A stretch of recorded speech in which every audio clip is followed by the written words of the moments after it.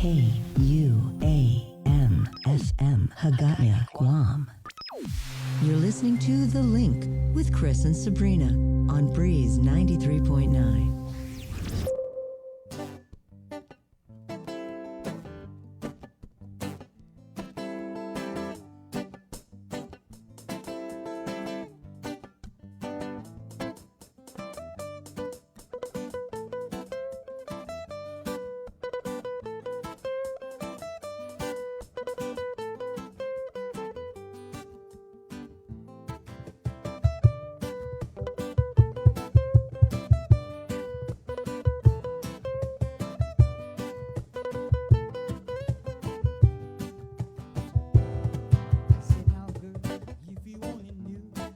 This heart to mine's beating for you, and how will you ever know my love will grow stronger and stronger for you? So I said, now girl, if you only knew how much this heart to mine is beating for you.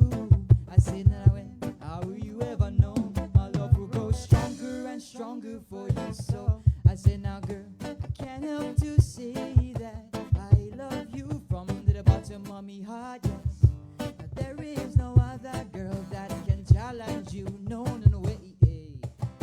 I wanna place you among the rest. Of my heart, you are the very best. You bring the light in my eyes and the sun in my skies. And whoa, girl, if you only knew how much this heart of mine is beating for you. I said, how will you ever know my love will grow stronger and stronger for you? So I said, now girl, if you only knew how much this heart of mine is beating for you. And I said, now how will you ever know my love will grow stronger and stronger for you? So I said, now girl, these feelings that I have for you can't compare to the things that you do for me. Baby, you're the only one that I can love and I will always think of. Things are going according to plan. Come on, baby, you're 110% man. A light in my eyes, can't you see? And I'm the one for you, and you're the one for me, girl. If you only knew how much this heart of mine's beating for you. I said, now how will you ever know our love will grow stronger and stronger for you? So I said, now girl, if you only knew how much this heart of mine is beating for you. I said, now how will you ever know my love will grow stronger and stronger for you? It's 594.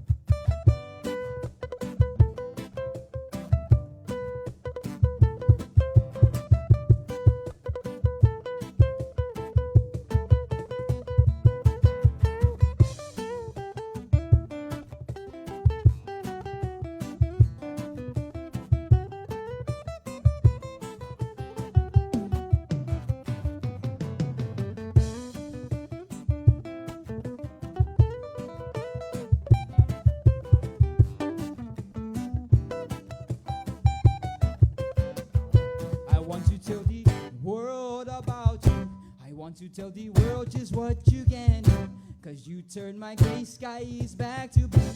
No other woman, man cannot do what you do. Because every night upon my knees I pray, I be holding you in my hands someday. Want you for my lover and I want you for my friend, and that's the type of loving that I know will never end. Because now baby, this one be true. Can this heart of mine belong to you? You are the one that's in my heart, you are the one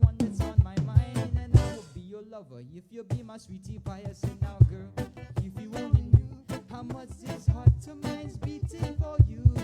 I say, now how will you ever know my love will grow stronger and stronger for you? So I say, now girl, if you only knew how much this heart of mine's beating for you. I say, now how will you ever know my love will grow stronger and stronger for you? So I say,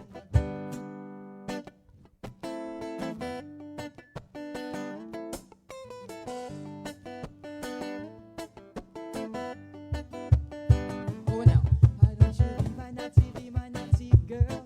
Why don't you be my naughty, be my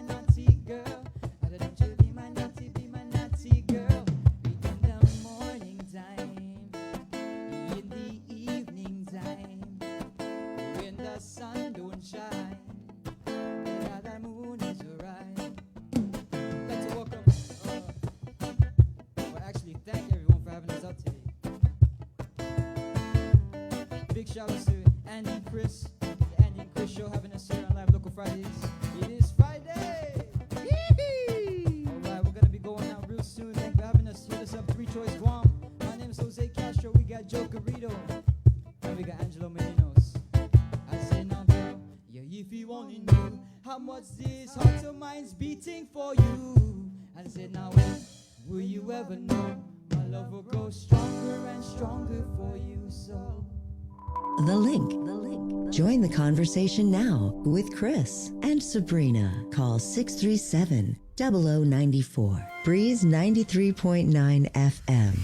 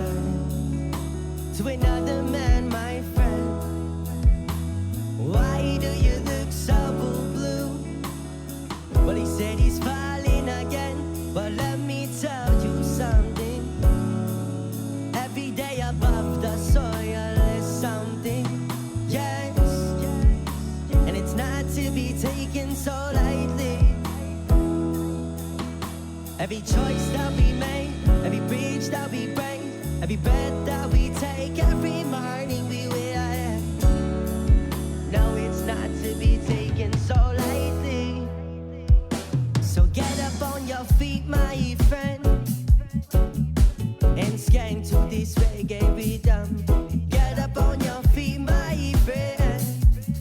Hold your head high and tell yourself that you're getting on your feet, my friend.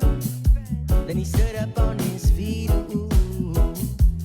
Get up on your feet, my friend, and hold your head high.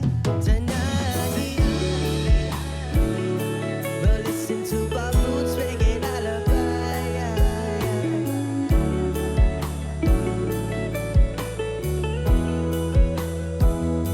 Tonight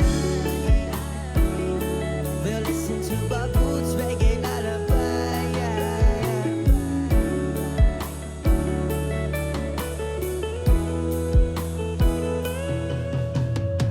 Could you be dreaming again? You say you're stuck in a hole, questioning your breathing.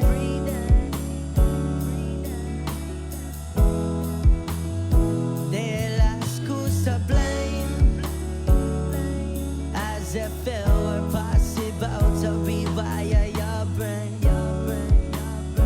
They'll ask who's to blame.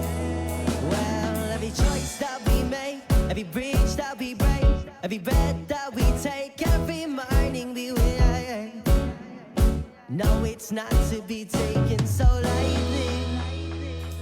So get up on your feet, my friend, and skank to this reggae rhythm. Get up on your feet, my friend. Hold your head high and tell yourself that you're getting on your feet, my friend. Then he stood up on his feet. Ooh. Get up on your feet, my friend, and hold your head high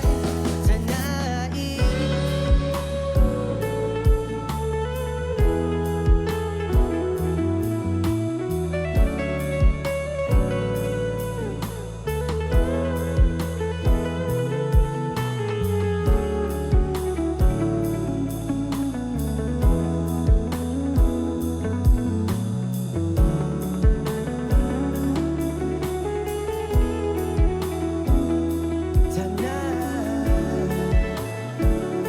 We'll listen to our roots reggae lullaby.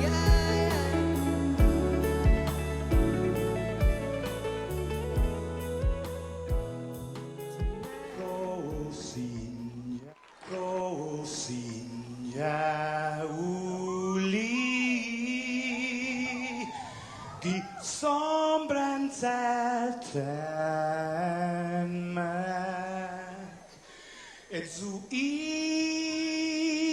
saluda antes de hum niga Radzaudz un malaches fredzas durant in todo in memu a nogi distancia kumukupugi palu zangiman malak guafi ikonum nasugi airi prebatu la noci nai banderata gaigi pues atan fanni bandera kau esta pagua pumalapa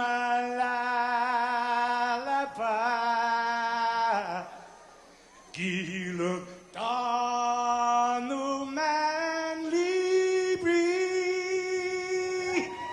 sentamiti man ko badi.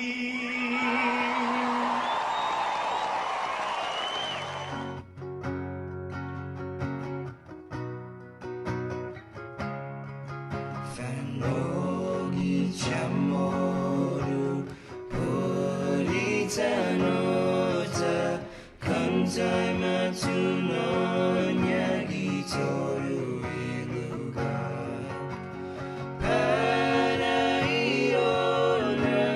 Parai Gloria A big is la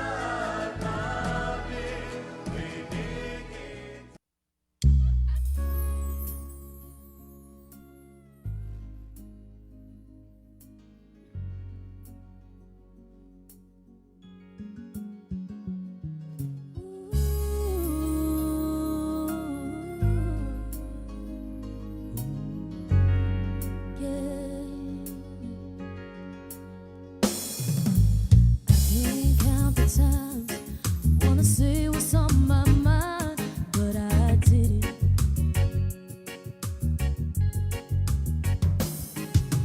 Just the other day, I wrote down all the things I said, but I couldn't. I just couldn't. Baby, I know that you've been wondering.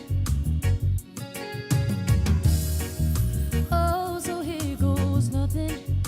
In case you didn't know, baby, I'm crazy about you. I would be lying if I said that I could live my life without you. Even though I don't tell you all the time, you had my heart a long, long time ago. In case you didn't know, ooh, in case you didn't know, hey. The way you look tonight, that second glass of wine got me thinking. Ooh, there's something about the kiss. Boy, you didn't mean it. Got me thinking. I'm thinking. One of the things that I've been feeling. Oh, it's time you hear it. In case you didn't know, baby, I'm crazy about you. I would be lying if I said that I could live my life without you. You know, I don't tell you all the time. You had my heart a long, long time ago.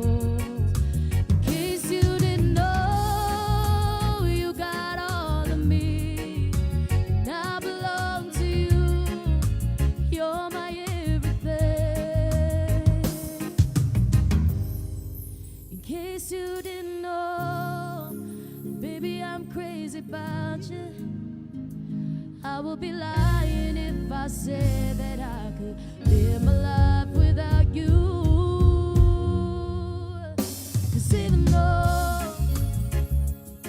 I don't tell you all the time, you had my heart a long, long time ago.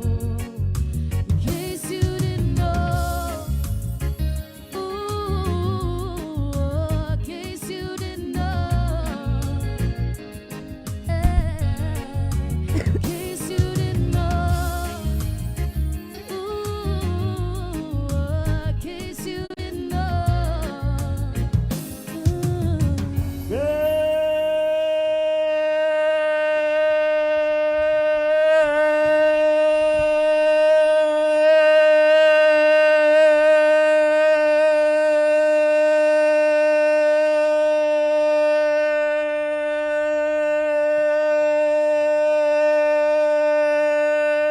Morning, Guam. Good morning. Joseph was barely outside. Dude, that was like, where are you at, Joe? I'm hanging here, That's bro. why you see the camera was like all rushing. Good morning, Sabrina. Good morning. It's 6:21. Good morning, Jason Solis. He just walked out. Yeah. Good morning, Joe, sir. Good morning, Guam and beyond. This is the link. Wednesday, January 27th, the year of our Lord 2021. On a face-to-face Wednesday morning. What's that? Oh, is that me? Sorry. Yeah. Like you guys, I listen to the show on Facebook and I put it loud, so sorry about that. The show is brought to you by Carrier, Calvo Enterprises, and IT&E. Good morning, Sabrina. Good morning. Morning, Jay. Good morning. Good morning to our Facebook Live viewers and our viewers on KUAM TV. Good morning. You guys looking good this morning. It's a little wet outside. It's a little chilly. It is, yeah. It's Palaxi the Maxi. So please be safe, whatever you guys wind up doing this morning. Landon Idlett of the National Weather Service, I think he said it was going to be wet midweek. Right. Yeah, so. And they were watching something that may happen starting Sunday. Right. So it is a little bit wet. Beautiful day yesterday. Woke up, heard the rain falling early this morning from my humble EPAN adobo. Adobo. What is it? Abode. Abode. My abode. Adobe. My Adobe. Would you guys ever want to live in an Adobe home? I always thought that was super cool. I'm not picky. I'll take any home. I'm a renter. Yeah, so guys, be safe out there. 6:23 on the show this morning. We'll get Chamorro Land Trust Director Jack Hattig. There's a proposal.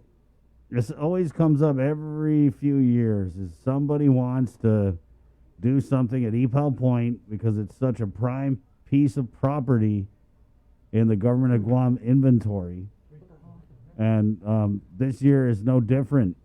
They've got a proposal on their desk at the Chamorro Land Trust to take that Epal Point property and do something with homeless encampment, but with solar powered vans. Wait, what? Yeah, exactly. This is a proposal? Yeah, so we're going to talk to Jack Hattig about that. Yeah, and apparently there's they're going to put together some kind of task force to look into this proposal. There was always supposed to be an EPAL Point task force. That's not anything new. Right, I know. Like Where I said, it's been, I have no idea. Yeah, I think so the last time I heard about an EPAL Point task force was under the Felix Camacho's administration. right, and so they've been talking about doing something with this property. I mean, it kind of comes up every time like the economy's down, as people start doing this mental inventory. What do we have that we could just give away? Epal Point. And so there was something about they're going to get these little vans and they're going to be solar powered and homeless people can like homestead on it. Yeah, and they're going to grow hemp. It's the same dude who was trying to do the glamping thing in Tagacheng. The glamour camping. Yeah, glamour camping. So I don't know if it's like a legit proposal or if it's just, somebody who's got an in and they're going to just ram this thing through. And then, 5 years from now, we're going to be scratching our heads wondering, how did we give away Epal Point? I don't know. But that's why we've got to keep eyes on this type of thing. Because, Chamorro Land Trust, and this Remember way back? they've been sketched before. Way back. I think, was it BJ Crewsbury that they came up with a concept when BJ was the speaker and they wanted to use Epal Point as a site for a conference center? Yeah. I don't know if it was BJ Cruz. I think there's been developers that have. And then they've talked about brought making it a possible proposals. theme Right, park yeah. with roller Of coasters course. and No, haunted there's- houses. There's been studies that have been done about Epal Point and what to do with it, like a botanical garden, an amusement park, a cultural site. Right. Then during Felix's administration, there was actually proposals that were on the table. Things, RFPs had gone out. I want to say for like a hotel. Hotel was shopping, mentioned, yeah. business type of district, but then that fell through. Yeah. And like Chris said, that there have been other proposals that have come forward not year after year. And then there was issues with commercial rules and regulations, Uh-huh. and whether or not the CLTC had even adopted it or the legislature approved it. So I'm interested to see from Jack Hattig, did that ever take place? Because I know that was a big debate. Yeah. Years ago. I mean, but the big thing is that we almost lost the Chamorro Land Trust Commission, and through some, great legal work, we're able to save the program. And so that's why I kind of want to keep eyes on this, because we just got done saving the program, and I just don't understand why we entertain a proposal like this. A homeless encampment in Tumon, the heart of our tourism district. They don't even want weed in Tumon. You know what I mean? And they don't even want the homeless in Agatna at the old legislature building. So I don't know how far this is going to get up I'd the like chain. to see it. So Yeah. So we're going to get Jack Hattig on. Anyway, so obviously this will be something to talk about. And then we'll get, she's the chair on the Committee on Land, so maybe she'll have something to say on it. Also the Speaker of the Legislature, Speaker Therese Terlahi, who is committed to be joining us here every other Wednesday on the link just to provide updates from the legislature. Something we talked about yesterday was the budget and the shortfall. As Department of Administration Ed Byrne said, they're anticipating a $30 million shortfall, right? Yep, Right. 30 million. That's what it's estimated to be. And so we're getting Lester Carlson. He doesn't do the Zoom for whatever reason, so he's going to be on the phone. Oh, God. So old-fashioned. And then we're going to get Senator Joseph Augustine, who's the finance chair, and he'll be coming on with Steve Guerrero, who's the Office of Finance and Budget chair. John Fernandez, Superintendent Gdoe. I know there's some kind of like Western Association accreditation. What's WASC stand for again? Yeah, Western Association of Schools and Colleges. Wow, yeah, I didn't even think about that. They might have to deal with like accreditation stuff in the middle of all this. Right. That never crossed my mind. That's crazy. So I know he had a meeting 5 a.m. I'm not sure if he's going to make it in time to jump on the show, but if he's done, then he'll jump on. Yes, Jay? I was just about to ask you, like, if John was coming on today and if we were going to cover education, because I was asking, my mom now that even public and private schools, and I was wondering about how you feel about this, Bree, because I was asking my mom, how did the St. John students, how are they liking, those that have returned? I believe she said her classes are between like 4 to 7 students per class, and they say the ones that have showed up, and they're like, the hardest thing for them is not being able to take naps in between virtual classes and not being able to get up like a little bit later. They said that's been the hardest thing for them. Naps? Yeah, like like you go to a virtual class and everything like that, and you might do your homework, you might prepare for the next class, or you might just crash out for 25 minutes. And they said that you have to be in regular school mode and mindset like all day long now. When you go back to school. I don't know. The kids have the stamina for that. How do they, Bree? Because your boy's been going, right? But it's just one day a week. He didn't. No, he goes every day, but okay. he didn't take naps during his virtual hearing. He did have a snack time break, and then they go all day, and then they have a lunch. And I asked him yesterday. I was like, hey, Brock, are you happy to be in school? And he seemed genuinely. He was like, yeah, I like being back. It's a little on the strange side, but I'll get used to it. But he seemed like he's happy to be back. Strange because you still have to have social distancing, right? Mm-hmm. So it's not like you're hanging out with your friends. Right. School is not for hanging out with your friends, for learning. And what was interesting is, Chris, if I may share, you said your eldest son, right, who's a senior at FD, said he opted to stay home because he likes the fact that there are no social distractions. But then he changed his mind. So he's backing. Yeah. Typical senior, right? But what I was saying about the online with I don't know who it was. It was Mary Okada or somebody. Anyway, so for my 2 younger boys, they've got it really down where they get their hard copy or whatever assignments, and they just jam it out for the week. You know what I mean? Nice. And then they finish their work, and then they're done, and they could play games or whatever, and they might have like a after lunch Zoom thingy. So I think for kids who are, more task oriented, they're doing good on the online. But obviously, I mean, if you look at the stats of our kids and their learning levels, there's obviously just so many of our children in the school system who just need that extra. Yeah, my son's kind of one of those kids that needs that little extra. Right. I mean, because if you look at our standardized test scores, I mean, we've never been at the top, but like we said, talking with John, I think it was last month, the last round of test results that we got, there were some bright spots. And so this pandemic, I can anticipate, I'm going to say that it probably set people even farther back. 6:32, let's go ahead and that's what's coming up. And then also Speaker Theresa Lahi, oversight of, she's got Committee on Health, and then CPS, she's oversight on CPS. I want to say Speaker Theresa Lahi. CPS is under the public Department health. of Public Health. Right, yeah. So we'll definitely ask about not anymore. The state of emergency, because I was talking to someone last night about this, Bree, and although of course we want to hope for the best and give Melanie Brennan a vote of confidence, I'm just not sure if DYA and CPS even have similar mission statements, because DYA's job is to incarcerate youth. That's their job. they're not really a social work agency. They have social workers over at DYA. Okay, so That's what she was saying. She's detailing some of her social workers to help with the referrals and the complaints that are Right, coming yeah. in. But you know what? But as I'm we- just saying, DYA, and it's she like does have experience because she she worked does, yeah, at okay. CPS. It was her first job in the government. As some of the employees at DYA have also worked for a CPS. But you know well, what? I stand corrected then. As we've covered before, like, you know, on this show on Extra, when the world was like normal and everything, like Guam has many social workers, and it's still not enough. I mean, Right, the yeah. Social Work Association of Guam even tells us, you know, you could have so many social workers. Their scope of responsibility is just so unbelievably broad, Right. and we need a lot more. I just still can't get over how this got by us.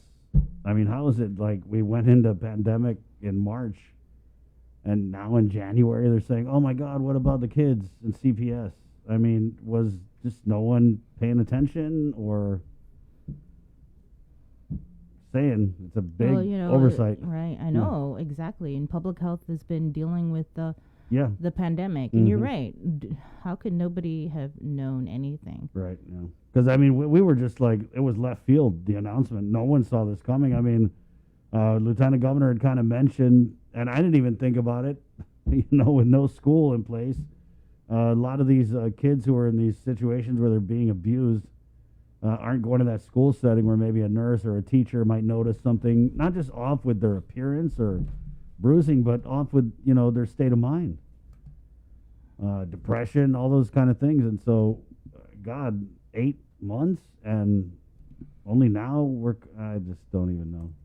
6:35. Let's go ahead and get into the news now here on the link. We'll get to your comments on the Facebook Live. Thank you guys for jumping on. Yeah, a lot of people are asking about stimulus checks, and are kind of having these side conversations amongst each other. And, you know, have you received yours? Seems to be the theme of the day. Right, and then I know Reverend Tax Director Daphne Shimizu had said that they were going to start sending out payments as early as, I believe, The end of this week. This week. Yeah. So I saw someone in here message that they got their stimulus.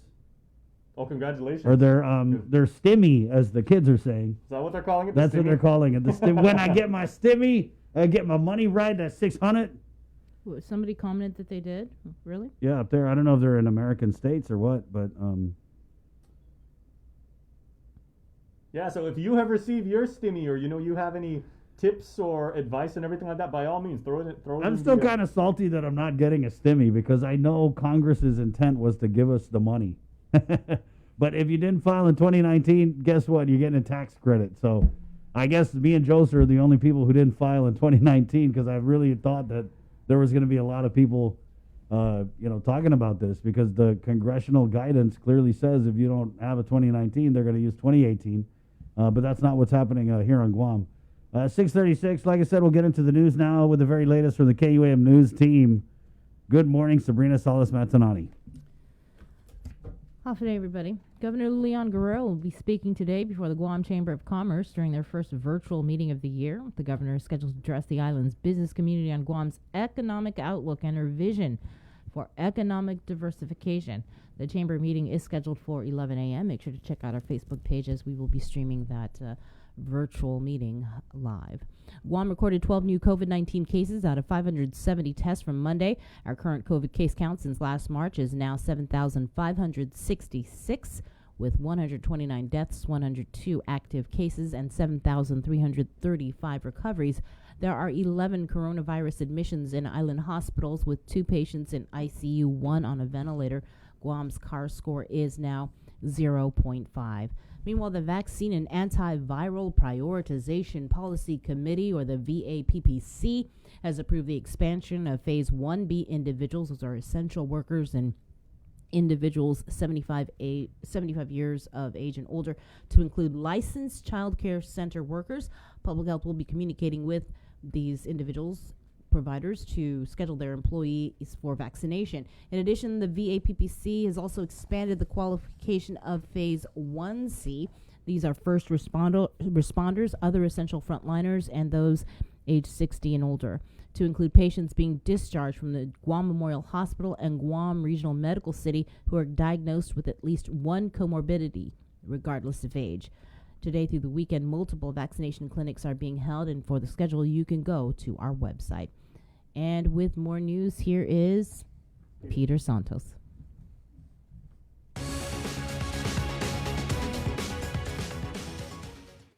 Afade and good morning, everyone. I'm Peter Santos with your headlines here on The Link. An argument between friends led to a shot in the back and ultimately the death of a 40-year-old man. A magistrate's complaint charges 37-year-old Larry James Gdoe with murder in the first degree with a special allegation of possession and use of a deadly weapon in the commission of a felony and possession of a firearm without a valid firearms ID. Friendship turned fatal. On January 24th, the Guam Police Department responded to a makeshift structure located off of Waisengsong Road after hearing reports of a shooting. GPD spokesperson Sergeant Paul Tapao. Now, through the course of our officers being there, they discovered a 40-year-old man who required immediate medical treatment and care. He was thus transported to the Guam Regional Medical City for treatment and care. Unfortunately, the 40-year-old man had later succumbed to his injuries and was pronounced deceased. So our detectives from the Guam Police Department's Criminal Investigation Division, they were activated to assume the case relative to this incident, at which time they learned of a person of interest. He was later identified as a 37-year-old Larry James Gdoe. He was brought in to the GPD headquarters where he was questioned relative to the incident. According to court documents, the 40-year-old victim was identified as Jerick Unchanko. It was noted that Unchanko and Gdoe were close friends, with Gdoe giving him a place to stay after becoming homeless about a year ago. A day before the shooting, the two allegedly got into an altercation but were separated to calm down. When Unchanko arrived to the residence the next day, an argument ensued between Unchanko and Gdoe's wife, sister-in-law, and an undescribed guest. As the argument escalated, Gdoe suddenly appeared behind Unchanko and shot him in the back with a .22 caliber pistol. With this case being the second murder case occurring within a week's time, Tapao says it's the effort at every level of the department that has allowed them to catch those allegedly responsible. The work that's put in from the patrol level, whether it be at the Central Precinct Command, the Southern Precinct Command, or the Gdoe Precinct Command, there's that streamline of passing the ball to where there's no flaw, that the information sharing and the information gathered is going to be received by our detectives. So our detectives take the ball and they run with it, and they're able to use the information that was obtained through the preliminary state of the investigation, which boils down to the patrol level and the work that patrol has been putting in. Gdoe faces murder in the first degree with a special allegation of possession and use of a deadly weapon in the commission of a felony, and possession of a firearm without a valid firearms ID. He appeared before Magistrate Judge Jonathan Kwan Tuesday afternoon. However, the hearing was continued. Both the Public Defender Service Corporation and the alternate Public Service Defender Corporation withdrew from the case due to conflict. The court has appointed defense counsel Samuel Tecker to represent the defendant. He will reappear in court Wednesday at 3 p.m. The government has requested that Gdoe remain detained. Matt Sablan's parents' house in Gdoe is the crime scene of where Keith Castro was brutally attacked, beaten, and shot to his death on July 28, 2019. Tuesday afternoon, Sablan returned to the witness stand in murder defendant Joshua Palacios' trial. Palacios is accused for pulling the deadly trigger. And unlike other government witnesses, Sablan was able to recall specific details when questioned by defense counsel Tom Fisher, which contradicts prior government witness testimonies. When Mossy and the shooter arrived at the house, your house, it appeared to you that the shooter was egging Mossy on. Do you recall that? Yes. Describe that, please. What it was you saw.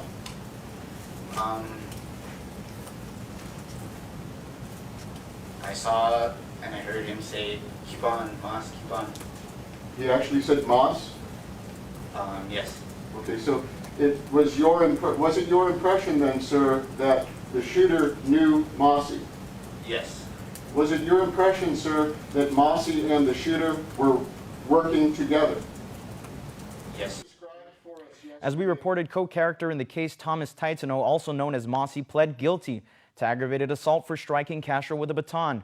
Mossy testified he went to Sablan's house to confront Castro for talking about his family on social media. However, he claimed he did not have a weapon in hand during the altercation. Sablan testified he saw Mossy strike Castro with a baton several times. Attorney Fisher asked Sablan to draw an outline of his residence and provide a play-by-play of the incident. When you took the left, what did you do? I ran and I pushed Tomas off the At that time that you pushed Tomas off Keith, where was Keith?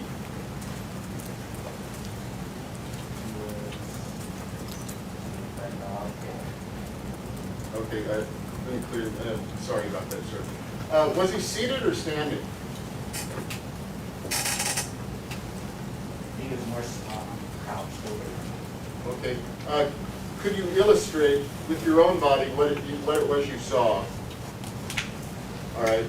Now, Your Honor, the gentleman has just gone into essentially a full squat and raised his left and right hand in a blocking motion to cover his face. Sablan identified Palacios as the shooter and testified that the gun went off during the fight. Trial continues this afternoon. The PAWS Act, or the Protecting Animal Welfare and Safety Act, is now law. Also referred to as PUGWA's law, it increases civil liabilities and criminal sentences and creates new criminal charges related to animal cruelty. Buried deep into the new law, there is a provision by Senator Pito Terlahi that officially recognizes cockfighting as a cultural practice. In 2018, President Trump signed the Farm Bill into law banning cockfighting in the U.S., including territories. The PAWS Act was introduced by Senator Sabina Perez. That's the news for now. We'll see you all at 6 tonight on Primetime. And finally, in national news today, all 100 U.S. senators will be sworn in as jurors in the second impeachment trial against former President Donald Trump. Last night, House lawmakers delivered one article of impeachment to the Senate, accusing Mr. Trump of inflicting an insurrection. Skylar Henry reports from Capitol Hill. The day after House managers delivered to the Senate a sole article of impeachment against former President Trump, all 100 senators are set to be sworn in as jurors in the trial. Donald John Trump engaged in high crimes and misdemeanors by inciting violence against the government of the United States. Lead impeachment manager Jamie Raskin says they are more than jurors and prosecutors. They are also eyewitnesses to the deadly assault on Capitol Hill. I had my daughter with me, and I had my son-in-law, who's married to my other daughter, with me that day. They were, several hundred feet away outside of the House chamber. We all could have been killed. The House team prosecuting the case will likely showcase Mr. Trump's own words and actions, just moments before the riot on January 6th. We're going to walk down to the Capitol. But there's growing Republican opposition to the proceedings. First of all, I think the trial is stupid. I think it's counterproductive. 2 weeks of pretrial proceedings will follow the swearing-in ceremony. It gives Mr. Trump's legal team time to prepare, while also giving Democrats time to confirm some of President Biden's cabinet nominees. Chief Justice John Roberts presided over the first trial because Mr. Trump was a sitting president. This time, Vermont's Patrick Leahy, the longest-serving Democrat in the Senate, will preside. His Republican colleagues are raising questions of impartiality. He basically is operating as a judge and a juror. Former President Trump's trial is set to begin the week of February 8th. Skylar Henry, CBS News, Capitol Hill. You stay tuned for more on The Link after the break. Catch the barbecue and beef. The relationship between Guam and Manila, Philippines is undeniable as we share similar cultural traditions, history, and heritage, with generations of Filipinos calling Guam home. KUAM presents a monthly look at the capital city featuring in-depth and engaging interviews on everything from medical tourism to new business and government leaders. Veteran newscaster Nestor Lecanto delivers Beyond Our Borders. This special program is brought to you by the Bank of Guam and KFC. We're doing a good job, Guam. In the past couple of weeks, we've managed to keep the CAR score below 5. Together, we rose to the challenge when the governor asked us all to strive for 5. In the past couple of weeks, we've not only brought the CAR score way down from being in the high 40s to below 5, we've shown the governor that we're capable of altering the course of this pandemic. We were on a path to uncertainty, but now because of all of our actions, we're doing better. But better doesn't necessarily mean that we are out of the woods. We still need to watch our distance, wash our hands, and wear our masks. So please keep striving, Guam. We got this.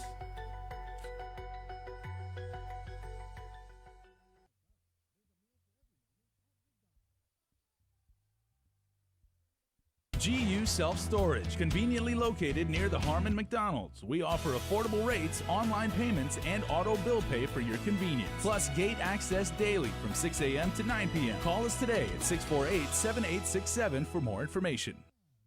It takes all of us to protect Guam. Join the Guam Visitors Bureau in our social media campaign series aimed to protect our island and each other in this COVID-19 era. Participate in the Protect Guam movement by wearing your mask, showcasing Guam's heroes, staying active, and downloading the Guam COVID Alert app. Post and share your content with us, use the hashtag ProtectGuam, and you could win $100. It's that simple. Check out visitguam.com for details. Let's reclaim our lives, our economy, and our tourism industry.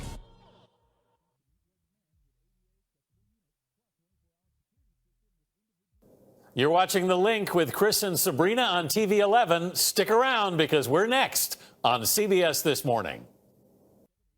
We got your 6. At 6 a.m. with The Link on Breeze 93.9 FM.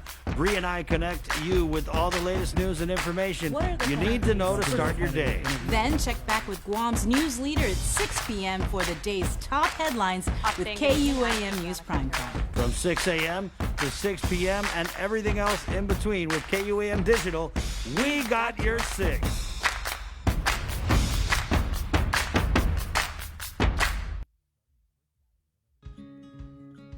If you plan on leaving your house, don't forget your face mask. Along with hand washing and social distancing, wearing face masks can drastically reduce your risk of infection. Many people who catch COVID-19 can be contagious before they even start showing symptoms. The more people who use face masks, the less the virus can be transmitted and fewer individuals are exposed. When we both wear face masks, I protect you, you protect me, and we are both safe.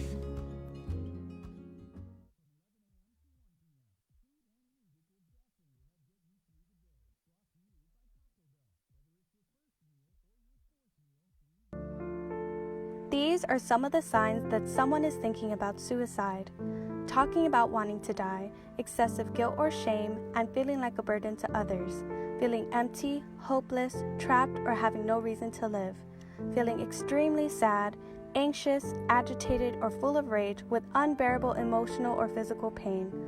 Other signs include changing behavior, such as making a plan or researching ways to die, withdrawing from friends or saying goodbye, giving away important items or making a will, taking dangerous risks such as driving extremely fast, displaying extreme mood swings, eating or sleeping more or less, and using drugs or alcohol more often. If you or someone you know is showing these warning signs, get help as soon as possible. Call Guam Behavioral Health and Wellness Center's crisis hotline at 647-8833 or 4.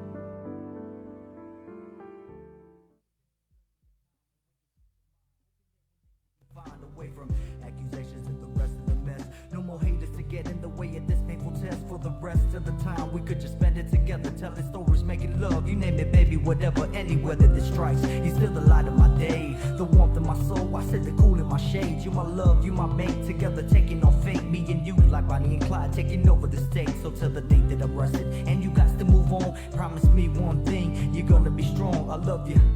That's why I'm singing this song. So for now, just take my hand until our journey is done.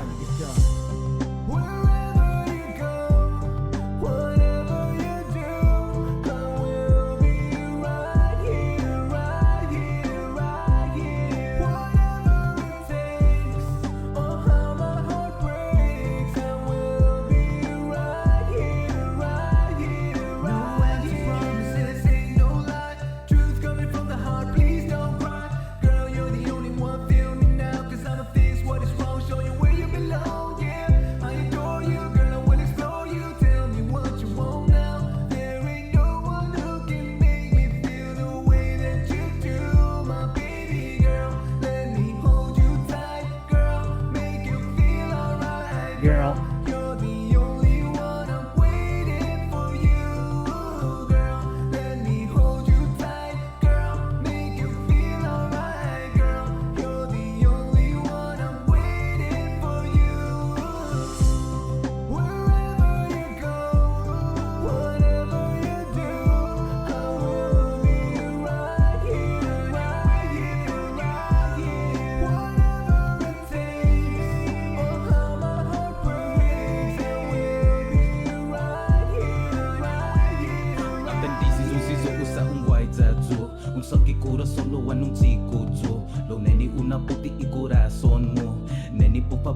dispensa Zusa Hogo para gohu Sa gohuha para hogo Sa toza mos malagohu Para tapanita to Man, that's a banger. Banger! That's Walter Maglonia of Rhoda. Badu of, I don't want to say Saipan, TCNMI. And then Rockwan. I don't know if that's his birth name. Obviously, a mashup of the old Richard Marx. It sounds like Richard Marx is right here waiting, and that is that opening riff. Yeah, is distinctly 2000s boy band. Yeah, this song when it came out, it was freaking huge. Yeah. I was out here I-94, and it was like one of the first songs, and that's really cool because they do it in English, they do it in Chamorro. Eric Bora does it. Keith Sablon, Mr. Keith. It was just so cool, and now it's like standard. Everybody's singing Chamorro, but at the time that this came out, it was like these guys were the first, like R&B, hip hop, and Zone Productions to kind of come out with these jams with Chamorro language. It's awesome. And he said that was Raekwon, right? Not to be confused with Raekwon of the Wu-Tang Clan. Or Rock You of the store. It's 6:50 for our Facebook Live viewers. Thanks for joining us. Also, good morning to our KUAM TV land viewers. Roberto Fraccassini chimes in here. Buongiorno, Guam. Annie Bonds, good morning, Guam from Killeen, Texas. Stay safe, everyone. Gemma SB, Hoffaday, Manana Sizuus, Sabrina, Chris, Jason, Joser, KUAM team, and everyone watching and listening in. May you all have a good day today. That's right, new day today, guys. New chance to be better than we were yesterday.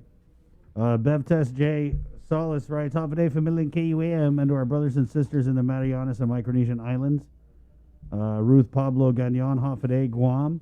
Jen Cruz, morning everyone. Where the stimulus? Just wondering for everyone.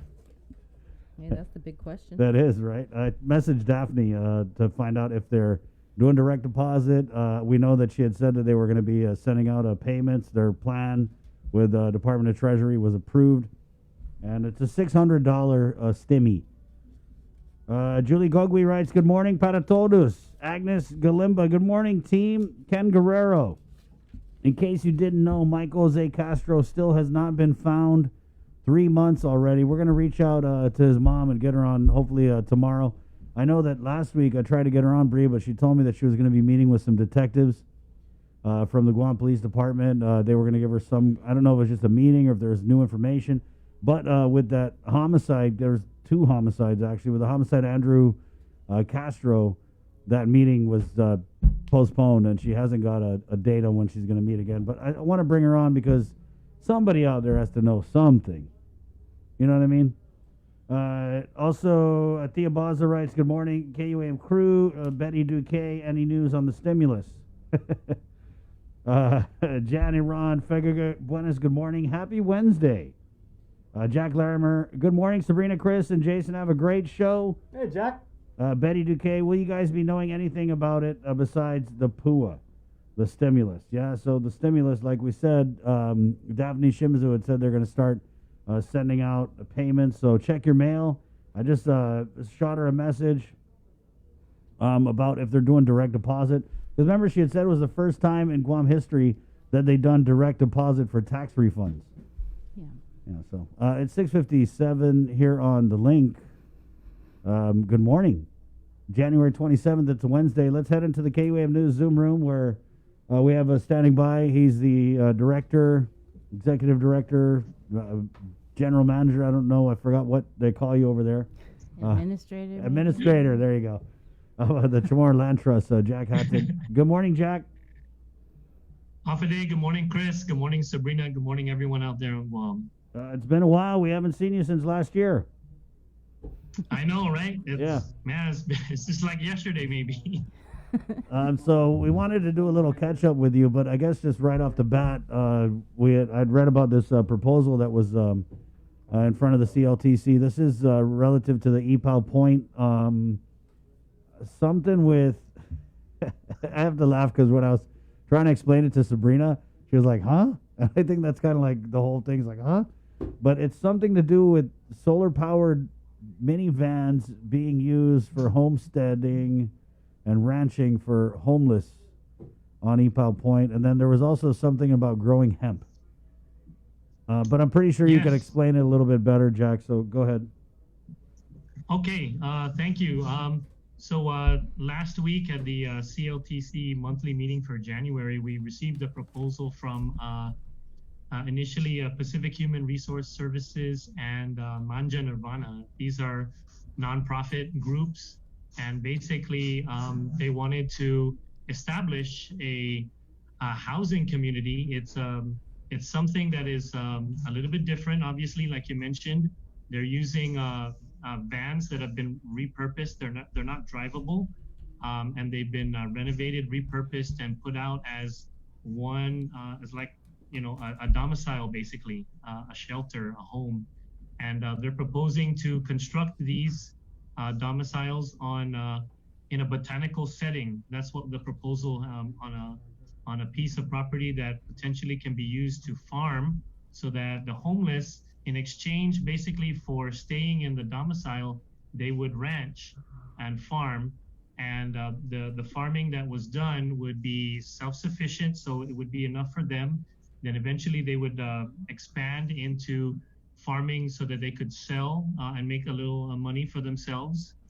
And then it would expand also further. They had another phase of it that would incorporate prefabricated, kind of like a factory in a box. So it's prefabricated homes. So that was further down the road. So it was a new, I'll say a very new and unique concept I had never heard of before. And the commission had decided to, well, I suggested to establish a committee to study this proposal further, exactly what it would entail, go over some of the details. And then when they initially requested for Epal Point, of course, we kind of took a look at that, and we had expressed that that was already declared commercial, and that we were kind of looking for it to be potentially a revenue generating opportunity for the trust, so that we could sustain ourselves, for a long period of time potentially. But we're in the listening phase, just trying to figure out the proposal itself, and then this committee will do a deep dive and then report back to the commission on what are some of the good points, what are some of the not so good points, right, so that the commission can make a decision on the proposal. So it's zoned commercial, that area? Well, I'm not sure, Bree. I think I have to check on the zoning. As you're aware, the property was the home of the former Guam Memorial Hospital, but we did declare the property to be commercial, and we, with an MOU with Gdoe, we are enlisting their help to try to market the property. We haven't submitted any. Well, RFPs haven't been brought by Gdoe to us yet. So we're going to re-engage with them, obviously, because we need to do the scope of work, right? They need to find out from us exactly what we want to do. But in the meantime, we've received at least two since I've been on board in 2019, two proposals. The first one was for an assisted living facility at Epal Point to assist the elderly and those that need assisted living. And then this one. So what happened to the assisted living community proposal? Well, we had heard, as an agency, I heard the proposal, and this was back in 2019, and it didn't really go anywhere. I know that it wasn't brought before the commission at that time. So, I know that that was an area that was of great contention, and, it just, we just heard the proposal, the agency did, and, that's where it landed. Mm-hmm. So for this Pacific Human Resources, I guess housing/agricultural proposal, what sort of revenue would that generate? Well, that's one of the things that the committee is going to ask. I think that's one of the things that we need to find out, potentially, what is their projection, right, for this type of activity. I know that they also wanted to use it as kind of like a labor camp for the homeless. That was something so that they would, instead of paying for they would go there and work for 4 to 5 hours, and that would pay for their lodging. So I don't know exactly. We haven't done the deep dive yet, but I'm hoping to have the first committee meeting perhaps next week, so that we can get scratch the surface and ask those questions. Jack, this is separate and apart from SKC over there at Depot Point? Yes, SKC, right, Second Katuran Chamorro was, that area was set aside by public law for the construction of a Chamorro Cultural Center. And so in December, we had the Inadahe ni Linatnat Katuran Chamorro nonprofit group, and they were requesting for a lease on that particular portion of Depot Point. What was this? You said it was Pacific Human Resources? Yeah, Pacific Human Resource Services. And what was you said there was another... Manja Nirvana, and I think Manja Nirvana was, they had the proposal for the hemp, to grow hemp and then to I guess to process it right into just basically anything, maybe, the manufacture of things without CBD. Mm-hmm. Is that a separate proposal, or is this like these two companies are together? It was part of a phased proposal. So we had 3 different individuals presenting, right? And who were the 3? That's part of one of the phase concepts. Who were the 3 people? Well, one was Marcus Cepeda. He represented Manja Nirvana. And Jeff Vitkavitsky was Mr. Cepeda's partner and general manager for Pacific Human Resource Services. And then Kyle Burns, there was another partner of another company called Gigazon Internet Capital Limited. Just those 3 individuals? Yes. Okay. Yes. What about the assisted living community for the elderly? What I can't recall right now, just off the top of my head. I'm pulling the research for everything that we had taken in from my staff, so that we can also include it, because it was ironically it was the same area that they were requesting. Yeah. I'm not sure, but maybe Mr. Cepeda might have been involved in that one as well, but I would have to check. Jack, with this commercial or this property having been previously zoned commercial, are we even looking at these proposals and thinking about how much revenue we can generate? Because they sound like proposals that are not going to make any money for the government of Guam. I mean, I'm all for housing the homeless, totally. You guys know what we say on the show, but at this time when we're looking at $30 million shortfall, obviously the economic troubles of not having tourism and yada yada yada. How much of that is going to be part of you guys' thought process when you put eyes on these different proposals? Because that's a prime piece of property, and I feel like if we are going to lease it out commercially, then we should definitely make it worth our while. I spoke out about that, several times. Obviously, in December, I spoke out about it, and my concern is what can we do to make the agency, stand up for the next 50 years? And one of the things we could do is initiate a commercial lease that would assist us maybe as far as office space, right? And as far as, so that we don't have to pay any rent anymore. So that's something that, that is part of the discussion, and it's uppermost in my mind when I bring that to the table. I mean, I support the sheltering of the homeless too. The CLTC is a partner with the Guam Homeless Coalition, and we had a strategic planning meeting yesterday, and I presented this announcement of these proposals to the homeless community. But I said that there's no guarantee that it's going to be Oka Point, or I'm sorry, Ipao Point. We do have some properties that we can go over that may be more suitable for this particular proposal.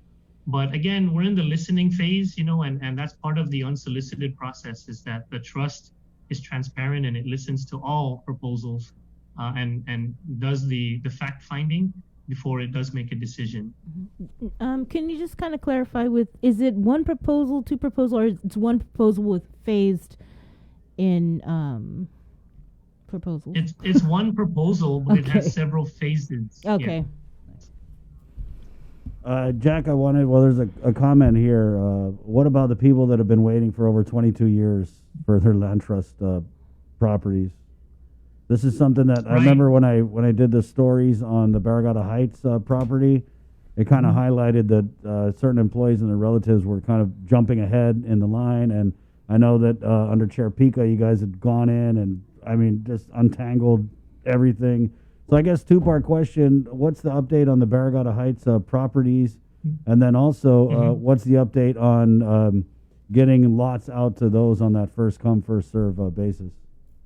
If that's how we're still doing it. To answer the first question, we currently are working on the list of switch and transfer leases, and those are the list that the Attorney General had identified that received the lease as a result of a switch or transfer that was deemed void. So we're working on that. We adjudicated, I think, about maybe 20, I want to say, out of the 102 initially. So we are doing that on a case-by-case basis. We're examining all the options of what we can do, what remedies we can do.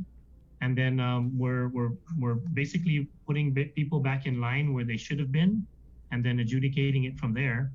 So I'm happy to say that we're making great progress. Obviously, it's a slow process because we have to call the individuals in, we have to speak to them, and we have to research the case, and then we have to provide options, and then we schedule it before the board, and then the legal counsel obviously takes a look at it. And so it's a process, but we're making great strides.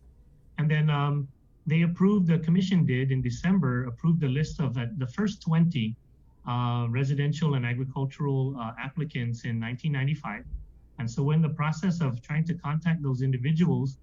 But as I reported before in January, actually, that we're running into some issues with the qualification process now because of the law that was that needed to be passed to resolve the settlement between the U.S. Department of Justice and the government of Guam, Cltc. We are running into some difficulties and challenges, but we're making, again, great strides. How do you qualify now that it's 2021 in the new qualification process? And how many of those people are grandfathered, right? How many of those people don't have to worry about qualifying in the new way? So we had a couple of test cases that we ran for individuals and questions that we asked, and we received a lot of good clarification from our legal counsel.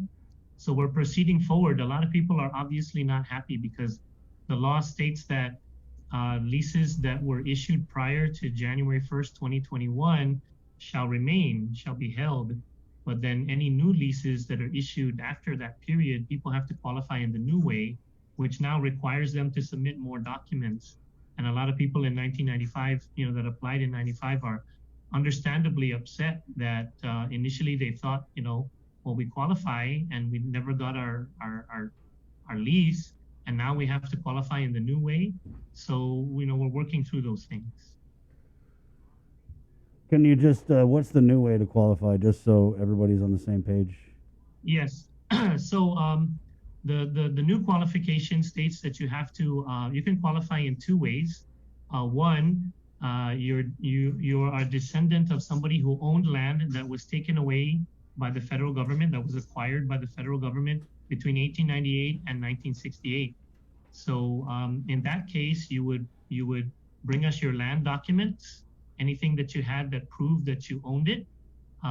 If you don't have the land documents, then you have to sign an affidavit that attests that these specific information, right, about your land that was taken away.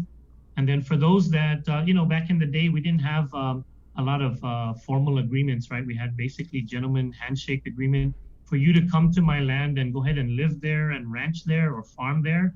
And then, a portion of your crop, maybe you gave to me. So occupiers, the law calls them occupiers, farmers, or ranchers of the land who did not own it. So if you're a descendant of that type of person, then all you would need to do is submit an affidavit, again, outlining the specific area, the description of the area.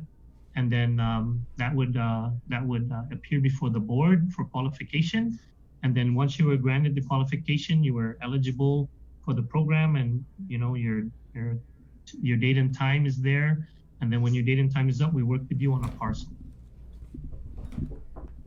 How many people are affected by this? Well, the law states that everybody that was in line, the applications in line, they won't be affected in terms of the line itself. So nobody's going to be pushed back or anything like that. But because they were not issued a lease, then they would have to qualify. So that application list is about 8,000. I think I reported yesterday 8,000 right now. Well, Jack, so let's take yeah, it is. I remember when they first opened up the lots, and this man was like, I want to say it was 95, 90 something, but I remember there's so many of my friends went to go line up, but I had to work and I never could. So as a new applicant, and you talk about an affidavit, what about someone like me who only anecdotally has heard that, my grandma's family's land in Radio Barrigada was sold to the military, or some of it was taken, heard something like penny an acre. But obviously we don't have any of that paperwork, right? So is that where the affidavit comes in? And is it a stringent affidavit process, or are you just going to take my word for it?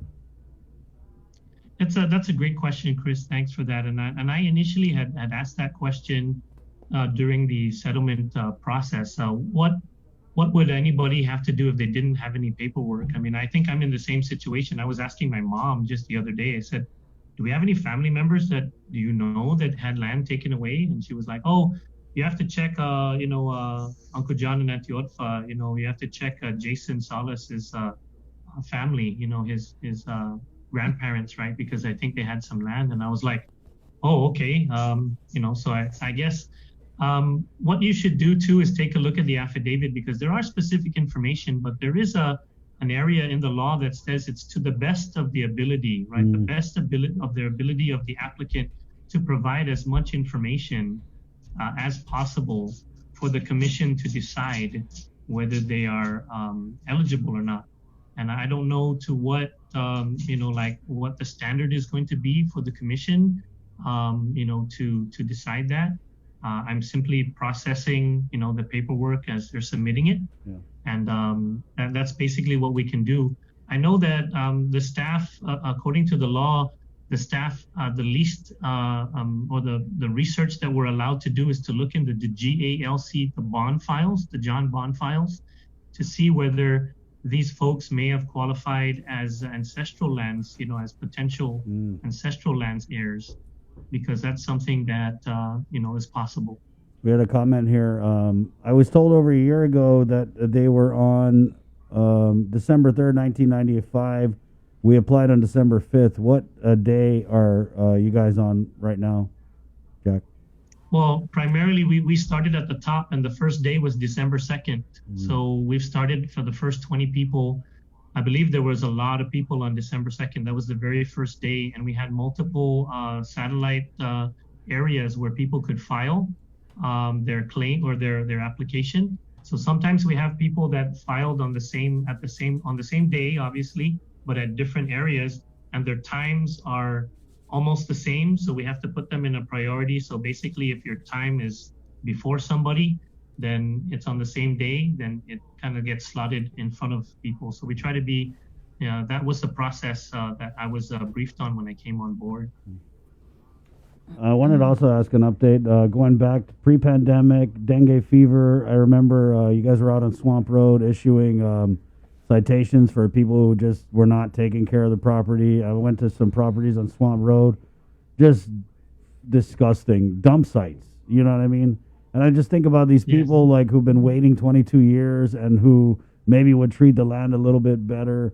And I know you took some flack for that. So what's the update on that? These property lessees were they cited? Was it carried out? Where are we on that? Well, I know that we went out there with EPA because we don't have the authority to cite anybody. I mean, we can go out there and do a site inspection and document that you are in violation if we observe any violations. But we also partner up with EPA, obviously, because they have a citation authority. Yeah, I see. So we partnered up with them during dengue, and of course we went out and we partnered with the mayor and public works, and we got the area cleared out. Going back there again, it's very sad to say, but it looks like we just reverted back to where we were prior to that. We try, like I said, our best. My 7 land agents and I, we try to repeatedly go out and remind everybody, but it's just so difficult, with such a large amount of land area and such a small amount of staff. But we do document each and every occurrence that is reported to us, or if we're in the area conducting inspections, we do look for those things, and we're coming up with the compliance. Actually, we've come up already with a compliance plan. So it's all about putting that into effect now, implementing it legally. And of course, we have preoccupiers that are out there, people that were there prior to 1995. So by law, we cannot evict them. But by the same token, how do we get them to take care of the property?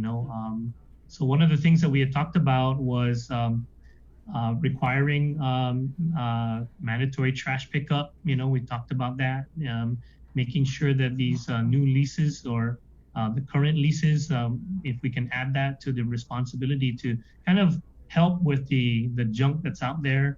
Another thing that we've tried to do is we're trying to negotiate with Global Recycling Incorporated, because they're operating on CLTC property and they're the largest processor of scrap metal on Guam. So in exchange for operating there and a rental fee, they would basically take in an amount of junk cars and scrap metal that come from primarily, depending on where you live, CLTC property. So that's something that we're trying to do. So those are proactive ways, approaches that we've tried. We're trying to implement currently right now. Does the CLTC have any, companies that you guys have leased out land that are behind in making payments to the CLTC? I don't have those figures. I don't have that information with me, Bree. I'm sorry. I'm still at home, and when I get there, I can certainly check and see. Right now, off the top of my head, I don't believe there are, but again, I don't have that information with me. But normally, if they are behind, we do send them. Of course, we do send them notices, right? But from what I understand, I don't think we have anybody at that point. Whatever happened to, I think it's Atentano, that's a Chamorro Land Trust Commission lease in Santa Rita for the incinerator project? That's I haven't heard that at all. I'd have to follow up too with that. I wasn't aware that we had any property that an incinerator was going to be proposed. Waste to energy, the Guam Resource Recovery Partners.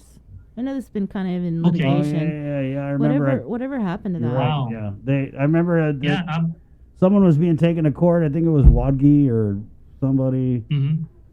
Because I'm not entirely sure if the court proceedings are concluded yet. I would have to check. Yeah. So they were taken to court. I don't know if it was CLTC taking them to court, but I believe there was some sort of an agreement with because that is Chamorro Land Trust property, and they signed some sort of a lease, I believe, with CLTC. Right. And I was just wondering whatever happened to that. And they couldn't get a hold of the guy for like a while. Yeah. Well, I'll certainly look into it first thing when I get into the office. Sure. Okay, going back to the hemp homeless and whatever proposal this is that we were talking about at the very beginning. You mentioned this committee. It is a committee within the Chamorro Land Trust Commission, the board? Okay. Yes. So how soon can we expect to see this report and research completed? That would really depend also on the cooperation from the group of individuals, and we are going to be asking questions, obviously. So I'm in communication with the group, and when we schedule our first meeting, we're going to kind of set the schedule for what we want to do, and what we want to present. Obviously, I want to do this as quickly as we possibly can, but as thorough as we possibly can, to have something for the board, perhaps in February if we could. But again, it's really dependent upon the response of the individuals that gave the proposal. Were the commercial rules and regulations for CLTC, were they ever approved? Well, that's the commercial rules and regulations for the CLTC is Public Law 33-95 currently. And then in the January meeting, what the commission did is it approved the standard operating procedure for those commercial rules. So basically, it sets aside the process for how individuals or companies can come forward requesting a commercial lease. And you were talking about working with Gdoe for to issue an RFP for the EPAL Point property. Right. And initially, we had not, the commission had not requested for the RFP. There was supposed to be a broader discussion on the economic impact, obviously, that it would have to the trust. And then, of course, we got hit with COVID and everything just kind of slowed down a lot, grinded, basically down to a halt. And so now we're going to pick that up with, we have new board members now and a new chairman. So we're obviously going to pick that subject up soon. You have an idea or a time frame when you'd like to see this RFP go out?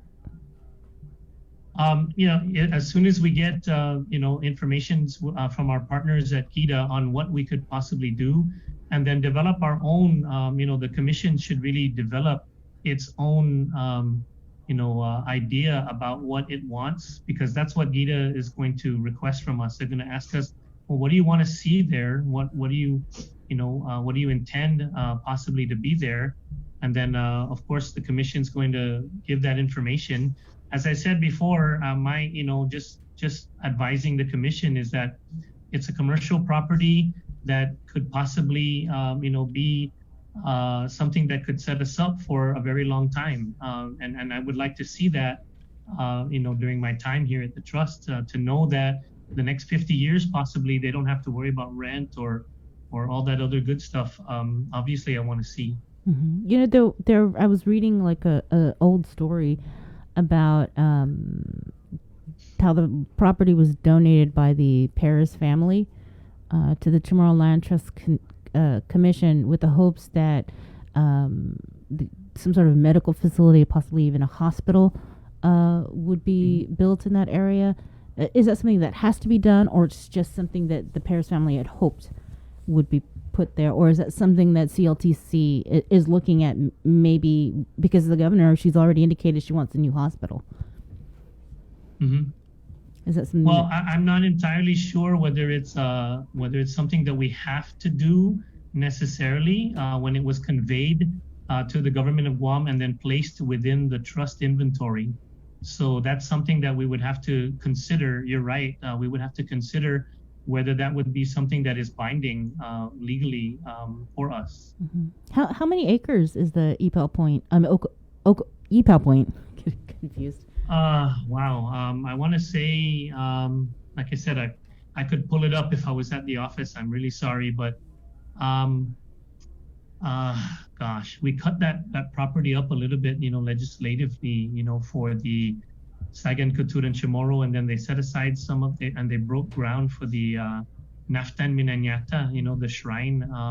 So I'm not entirely sure, because of the cut-ups, what the remainder, right, of the property is, because I know that it extends primarily from Saigon, Couture, and Chamorro to the Healing Hearts organization that is along next to the hospital, next to the current GMH.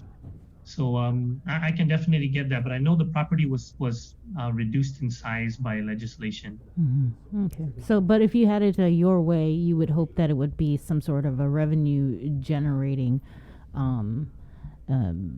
proposal, right, or project. It's something that I would suggest, yes, that if we could do it, if we can do it, because as was reported, the trust, it's possible that we could be insolvent by 2024 if we're not looking at new ways to fund our operations, because the leases that were initiated prior to 2015 go into a certain fund, and then and I'm talking about commercial leases, and then commercial leases that were initiated after 2015 go into a certain fund, and those commercial leases are coming to the end of term pretty soon, so we have to worry about applying the Public Law 33-95 to those leases that are up. Okay. And just one more thing, just to clarify, you said 8,000 people. Approximately, I want to say we have about 3,000 leases and then about 8,000 applicants. So that's a total of about 11,000 constituents. But the 8,000 are the ones that are kind of caught in this old versus new criteria. Because they did not receive a lease. Right. Okay. Where do they go? Do you guys have a website that they can go to read up on the new? Our website is located at dlm.guam.gov, and you can click on the link that is the CLTC link, and that will take you directly to our website. And then, of course, you can come in to the Chamorro Land Trust office. It's in the second floor of the ITC building in Tumuni. We are open from 8:30 a.m. to 4:30 p.m. You can come in with just walk in, or you can make an appointment. Either way, we're ready to service to help you. And then you can call 649-5263 extension 815, and that is our office's extension. And you can also email us at cltc.admin@cltc.guam.gov. But just a heads up, guys, there might be a little bit of a wait on that application. Not 22 years, though, right, Jack? Well, yeah. I mean, we're trying to get to you. I think that's the point that we're trying to make to everybody, is that now we're making the attempt to reach out and get with you and find out all of this information and work with you. We want to work with you on getting your information in. It's not just, oh yeah, you got to submit a document, go ahead, go with your document. We're willing to, work with you. We're willing to reach out to GALC, because they are kind of like our sister agency, to connect you with people that can provide you with the information. So yeah. All right, Jack. Thanks, Jack. Thank you very much, Chris, Bree. You guys stay safe, right? And I know that we're in P-Court too, but you never know what could happen with surges and everything. I'm so glad our car score's down. I'm so glad that our office is open. So you just stay safe out there. You too, Jack. There you go. Adios. That's Jack Hattig, the administrator of the Chamorro Land Trust Commission. It's 7:30 on the link. Coming up, we have a speaker of the Guam legislature, Speaker Teresa Terlahi. Like I said, committed to an every other Wednesday kind of update on all things legislative. Also coming up on the show, we're getting Lester Carlson. That's a pretty good get. BBMR by phone, though, because as you may recall, during the pandemic, there were some issues with whether or not he knew how to use the Zoom. He told me yesterday he knows how to use the Zoom, but he doesn't want to use the Zoom this morning. So too early. I guess so. 7:31. So that's coming up. Also, Senator Joe San Augustine, Finance Chair, Steve Guerrero, Office of Finance and Budget Chair. We had an interview with Ed Byrne, and he kind of just as an aside dropped a huge, there's going to be a $30 million shortfall bombshell. So we're going to... He said, I think, but I know Lester Carlson's working on it. Yeah, and then who knows what it's going to be after Lester does his stuff. It's probably going to end up being a $30 million surplus. We hope. We wish. Yeah, okay. It is what it is. 7:32. I was just messaging Daphne over at Rev and Tax, and there was a comment in here from Peter. Peter had commented, Peter Regis, good morning, KUAM. Are the disability non-filers also getting a stimulus, or do we have to submit another form? Now, this is key. She responds, hi, Chris. Please thank Peter for his question. The EIP-2 is based on a validly filed and processed 2019 return, or for those who are non-filers, a validly filed and processed form EIP non-filer filed by November 21st, 2020. So, Peter, unless you own a time machine and you can go back in time to November 21, 2020, you're SOL, my cello. But you're not the only one. You got some company in here in the studio. Me and Joe, sir. I mean, that's 50% of the people in this room who didn't file their 2019 tax return. And I know our Congress's intent was to put that $600 stimmy in our hands, not some vague tax credit. What's credit? Chamorros aren't good with credit. And I'm kidding on this, but yeah, Peter. So that's the response. Is you didn't file that non-filer form from the first round of EIP, then you're not getting a stimulus. You're going to get a recovery credit. Did you file a extension or? Because you could, it was extended, I think, to July, and then where you can file an extension to, what is it, October or something like that? You didn't file anything at all? Period? Nothing? There was a pandemic going on. I know. I'm sorry, guys. I'm just saying. I was a little busy guiding this, and just, anyway. But hey, Sabrina and Jason found time, so we can't really, it's our fault, Joe. It's our fault.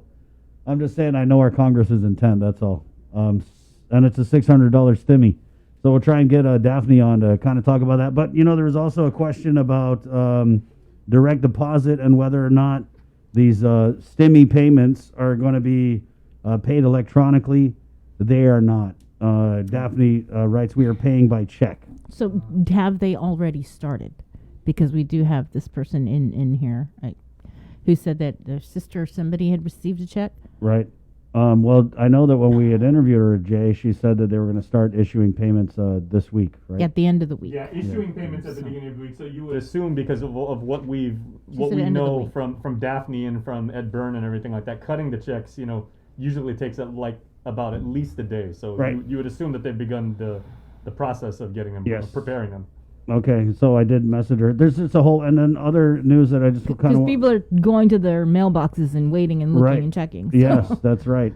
And remember, when you do, everybody, social distancing still applies at the post office, so please make sure to take care of each other in that regard. And then I also wanted to kind of just throw this out here. I know that, I think it was like a couple weeks ago, we interviewed the... is she the chair of the Ethics Commission? Who? Shannon Murphy. Shannon Murphy.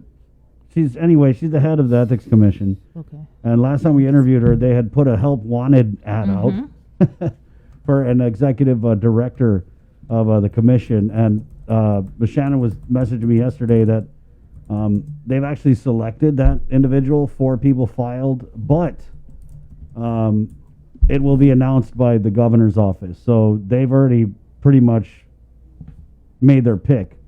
But for whatever reason, the announcement has to come from Adelup, which to me, and I'm just saying, an ethics commission, if you want to maintain that impartiality, there should be some kind of arm's length. I mean, at least to make us feel good, some kind of arm's length distance. I'm just not confident that the governor should be putting her hands all over this ethics commission, because it should be a body that's independent, impartial, and it should be a body that the public can be confident will investigate any ethical complaints that come its way. I mean, it's kind of common sense, guys. 7:35, we'll take a break. We're back with the Speaker of the Guam Legislature. Next on the link, good morning. Banners Self-Storage, conveniently located near the Harmon McDonald's. We offer affordable rates, online payments, and auto bill pay for your convenience. Plus gate access daily from 6 a.m. to 9 p.m. Call us today at 648-7867 for more information. The relationship between Guam and Manila, Philippines is undeniable as we share similar cultural traditions, history, and heritage, with generations of Filipinos calling Guam home. KUAM presents a monthly look at the capital city featuring in-depth and engaging interviews on everything from medical tourism to new business and government leaders. Veteran newscaster Nestor Lecanto delivers Beyond Our Borders. This special program is brought to you by the Bank of Guam and KFC. It takes all of us to protect Guam. Join the Guam Visitors Bureau in our social media campaign series aimed to protect our island and each other in this COVID-19 era. Participate in the Protect Guam movement by wearing your mask, showcasing Guam's heroes, staying active, and downloading the Guam COVID Alert app. Post and share your content with us, use the hashtag ProtectGuam, and you could win $100. It's that simple. Check out visitguam.com for details. Let's reclaim our lives, our economy, and our tourism industry. We're doing a good job, Guam. In the past couple of weeks, we've managed to keep the CAR score below 5. Together, we rose to the challenge when the governor asked us all to strive for 5. In the past couple of weeks, we've not only brought the CAR score way down from being in the high 40s to below 5, we've shown the governor that we're capable of altering the course of this pandemic. We were on a path to uncertainty, But now, because of all of our actions, we're doing better. But better doesn't necessarily mean that we are out of the woods. We still need to watch our distance, wash our hands, and wear our masks. So please keep striving, Guam. We got this. You're watching The Link with Chris and Sabrina on TV 11, but don't leave yet because we're coming up next on CBS This Morning. We got your 6. At 6 a.m. with The Link on Breeze 93.9 FM. Bree and I connect you with all the latest news and information you need to know to start your day. Then check back with Guam's news leader at 6 p.m. for the day's top headlines with KUAM News Primetime. From 6 a.m. to 6 p.m. and everything else in between with KUAM Digital, we got your 6.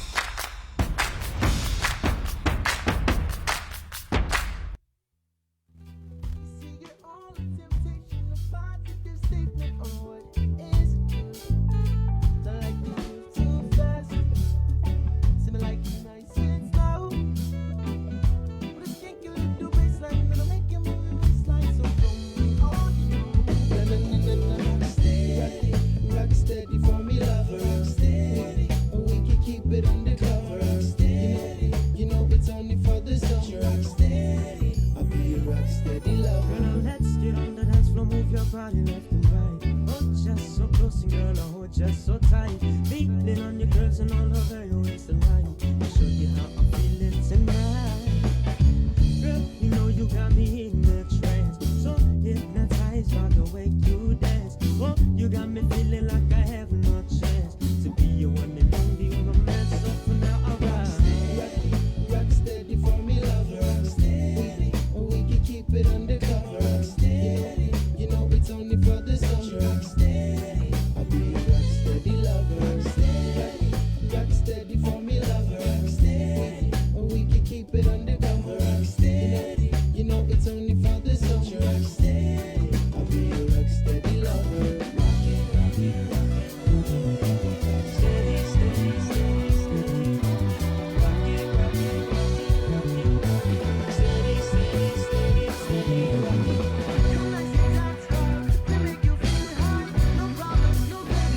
All right, 11 off a day. Good morning. I wonder who's going to be the new executive director of the Guam Ethics Commission. Like, no pressure.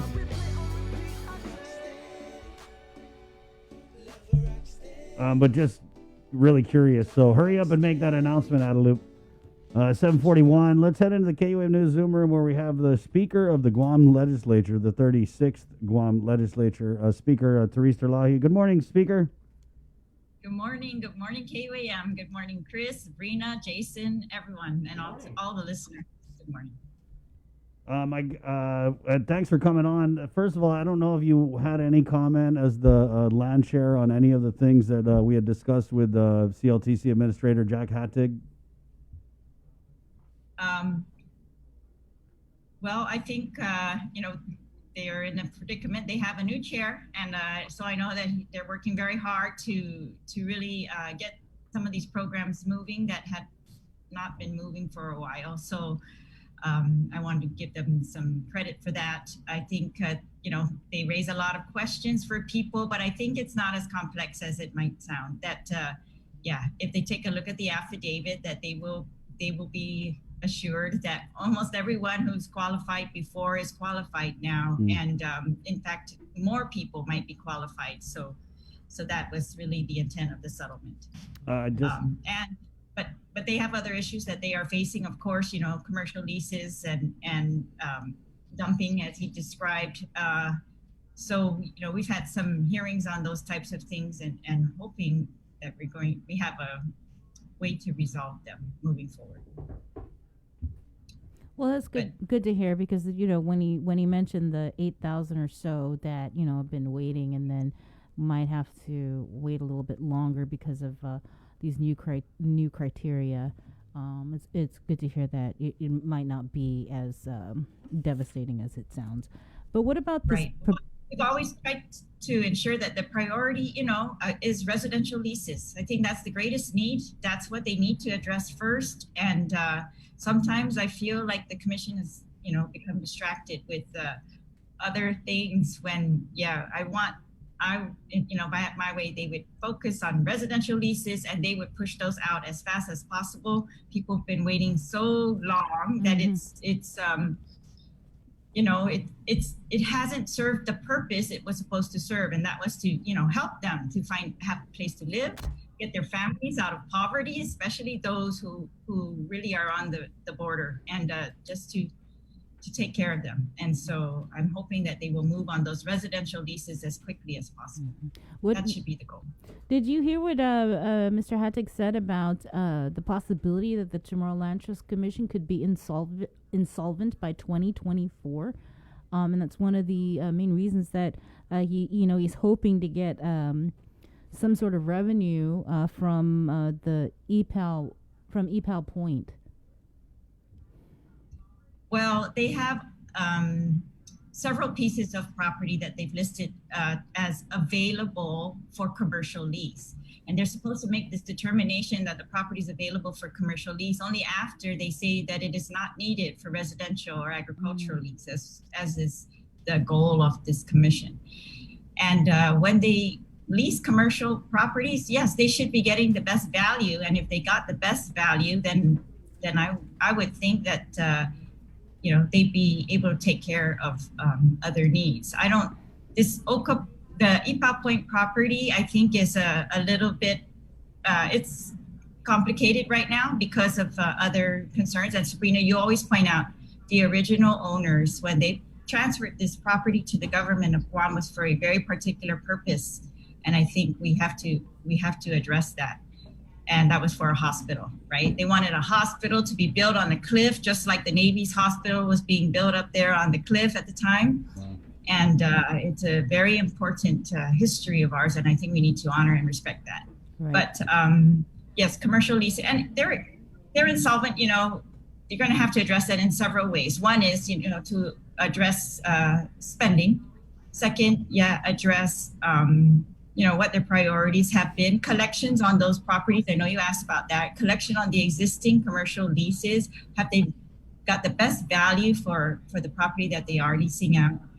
And of course, the government of Guam raided the Chamorro Land Trust fund that was supposed to be used for surveying, infrastructure, different things, and they've never been reimbursed. And so that's another issue. It's kind of like, we're going to make these guys take residential property or potential residential property, lease it out for commercial, to raise money and then the money gets raided on the other side by the government of Guam. And that should never happen. I've tried to follow up with this commission over and over, the AGs, whether they're going to, anything can be done. And, but that happened several years ago. But those are the types of things where, we're just going around in circles at that point, and we have to stop. So right now, the budget is pretty much based on their revenue. And that's why he says they will be insolvent. But there's nothing to prevent the legislature from addressing their budget better, or getting better value on the existing commercial leases or other potential commercial leases. What do you make of this? What do you make of this proposal for the? I don't even know. Yeah, so I mean, the part that got me was that raised my eyebrows was there was something in this phased proposal where they want to grow hemp at EPAL Point, but given GVB's attitude about the cannabis, I mean, I don't even know if they know the difference between cannabis and hemp. But do you see that being? I mean, is GVB gonna be kicking and screaming, after they see this on the link? Well, if they're talking about use of EPAL Point, I think it's just one proposal that they've received, and I think it's incumbent on the commission to put that property out for, different bids. There's no way they're going to be able to settle on this one proposal, I think, without investigating further what other uses of the property could be made and what is the best use of this property, at this time. So, as to GVB and what they do there, I'll leave that to GVB. But their goal to address housing, I think, is, of course, that's the goal of the commission as well. So So those two are compatible. I just don't know if that's the best use of this particular property. Of course, this particular property is really the gem of Guam. It's and if it's going to be used for any other purpose than a hospital, then I think that needs to be fully vetted. Well, we can move on to something else. Is that okay? Yeah. The last time we had you on, you were mentioning that you are now or have been invited to these weekly, I want to say, meetings with the governor to get the updates on COVID response. Is that correct?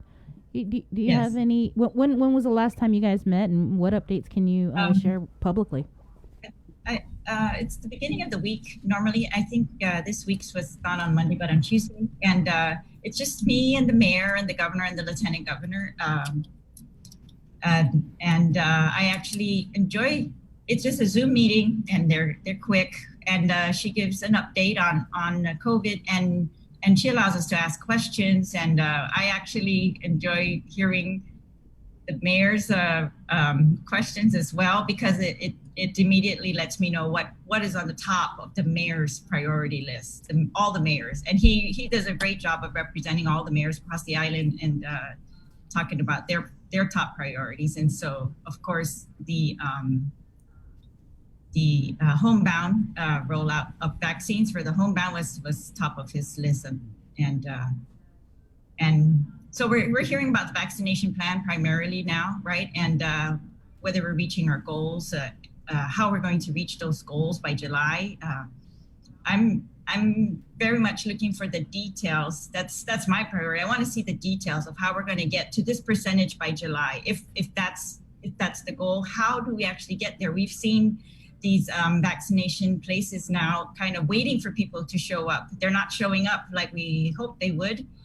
And I think that's our next job. It's how are we going to get people to be vaccinated, to believe that, the 75 and older, they were in, they were motivated and they stood through 4-hour lines and all kinds of things, hardship to get vaccinated.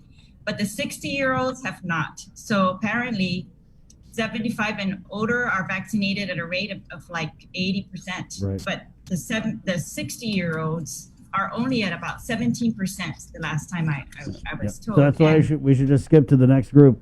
The 60-year-olds don't want to get the vaccine. Let's move on to the 40s. Perhaps the problem is, they need to concentrate on the 60s and the 55-year-olds and older, because those are what the numbers show the highest death rates are. And so if you don't want to die, this is, that sounds maybe, I don't know, insensitive, but no, it's really, those are the highest risk. And we have to really stress that.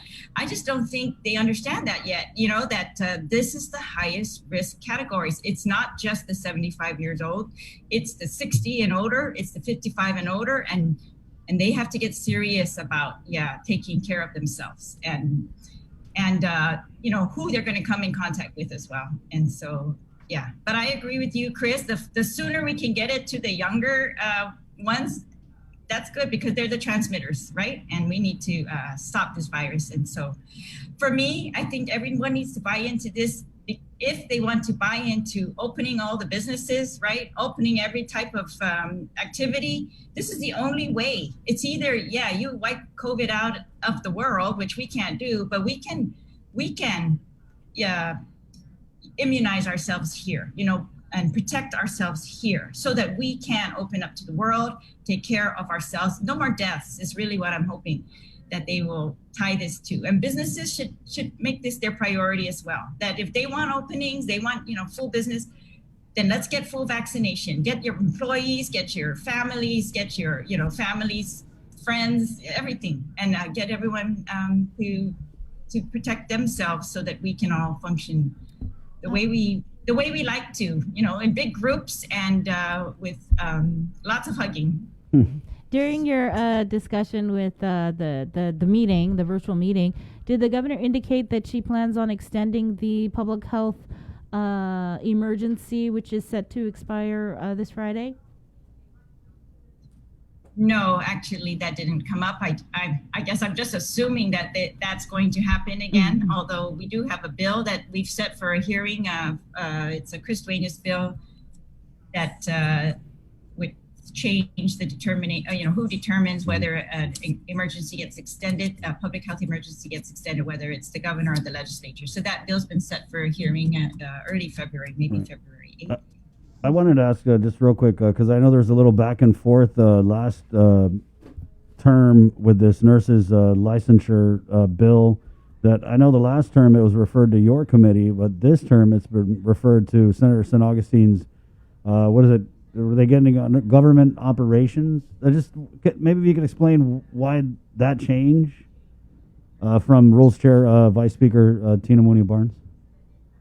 Well, the bill is a little bit different, and the sponsor included a provision, an appropriation of $6,000 from the Health Professional Licensing Office budget to the nurse compact fees. And I think because of that $6,000 appropriation, I'm guessing that's why they referred it to the Appropriations Committee. I've asked him to re-refer the bill, and so I'm hoping that will happen. I think it's something that should be fully vetted by the Health Committee as well, and because those are the implications that I think are primary in the bill. We've also introduced a bill recently that would fund nurse differential pay at the Guam Memorial Hospital, and so we are hoping to bring the nurse differential pay or the nurse wages at the hospital up to a level that would make them competitive, with the national average, so that we would not lose nurses to off-island companies or work, and that they would want to stay on Guam. Now, I know the conditions at the hospital, they're difficult conditions to work in sometimes. However, these nurses are very dedicated. So we want to keep them there. We want to attract more. We want to give them enough nurses up there so that all of them, have an easier job at it and are not struggling as much to take care of all of us. And so what this might do, so they've estimated to us that they would need about $800,000 more to bring the wages up to like just the median, I think the average. And so we found about $1 million to put over there to supplement wages for nurses. That's what we're trying to do, to shore up PMH. So no matter what hits us next, we are ready, and we will retain these nurses. We will not lose them. We not have to pay those high fees off island. Hopefully we can reduce that a little bit, for the off island traveling nurses, and that we will be able to grow our own nurses and keep them there at GMH. Speaker, I wanted relative to the Health Committee, there was just this kind of came out of left field emergency declaration for CPS, which is now under the it's almost like a GovGuam receivership, but they're under DYA now, right? I don't know how this happened, and we were talking earlier about how did this get by the governor and the senators, and what about the conditions at CPS prompted this emergency declaration, and what are we going to do now? Well, I think well, I'm glad that it's not getting by, that it's getting stopped right now, that it's getting addressed, and that that's my hope, is that this is what you want. This is what you want when you see a problem, that people are going to step in and we're going to try to fix it. And so the problem just, we just found that it couldn't be fixed in any other way at this point, except to just, get more help. So that's what they've done. And I want to thank the Lieutenant Governor for leading that, and the governor to bringing more help over to CPS, which they've always needed. And so making it a priority, and I'm hoping that's going to help take care of the cases. And that's really the bottom line. It's like, let's just take care of all the cases that are pending. Let's see where we need to do for these children. And if they're putting more attention to it, so that's going to expedite it, then that's perfect. That's what we want. But were you aware? Were you given any sort of inclination by public health that this was such a severe problem? When we spoke to Melanie, she said, yeah, there is a backlog. She didn't know at the time because it was just her first day on Monday taking over CPS, but just from numbers that she did have on hand for FY20, she said there were 1,000 referrals. Whether or not they'd been vetted, she wasn't sure. But I think that's what happens at CPS. That's not abnormal that they're going to get that many referrals. The issue is, are they able to address them? And I think COVID really, of course, interfered a little bit, but they've always been really, struggling. These are people, they go out one by one, case by case to handle them. And so they've always had a backlog, I think, but they've just tried their best. They worked at it. And, it's just become serious now that the cases have lingered too long. And so hopefully they're going to be addressed. I think, I don't know if you remember, but, we've always had this other issue with that comes up because of children that we see on the streets, right? So we see that they don't have shelter and we refer them to CPS, or they get referred to CPS, and then CPS is in a bind of, we're trying to bring all the services together to take care of these families, and it just doesn't happen fast enough. So sometimes the situations are getting worse. And I think we're seeing this, we've been seeing this over the years, but they've been, trying their hardest to address it. So no, I just think, yes, bring more people in and try to keep them there if we can. I think but I've been assured by the director that they're filling the vacancies at CPS for social workers. So they're filling those they're going to be filled. They're going to get more people. They've had several retirees, and I know this because I've given them resolutions of retirees that have been there over 30 years that have retired, several of them in the last year. And it's again, I hate to say this, but during this COVID, we've seen a culmination of things happen in different agencies, and CPS is one of these that. I also, I think what they're trying to do now is it's just focused. I think if you look around the government, you'll see this is what happened. It's like once something gets focused on, it can be fixed.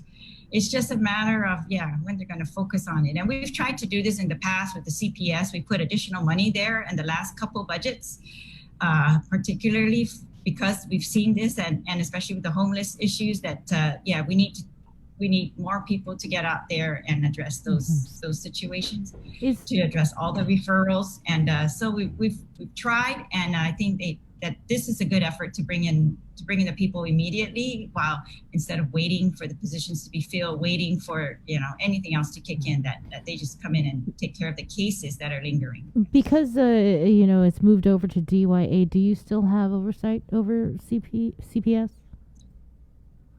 Yes. Okay. Yes. I don't think it's moved over to DYA. DYA personnel are helping CPS. I don't think we can move BOSA, right? I mean, but anyways, whatever the arrangement is, they are literally helping to address the case backlog at CPS, which is a good thing. And I think that's great. But I mean, I had raised with the Lieutenant Governor that I had heard that CPS was going to be tapped on to help with contact tracing.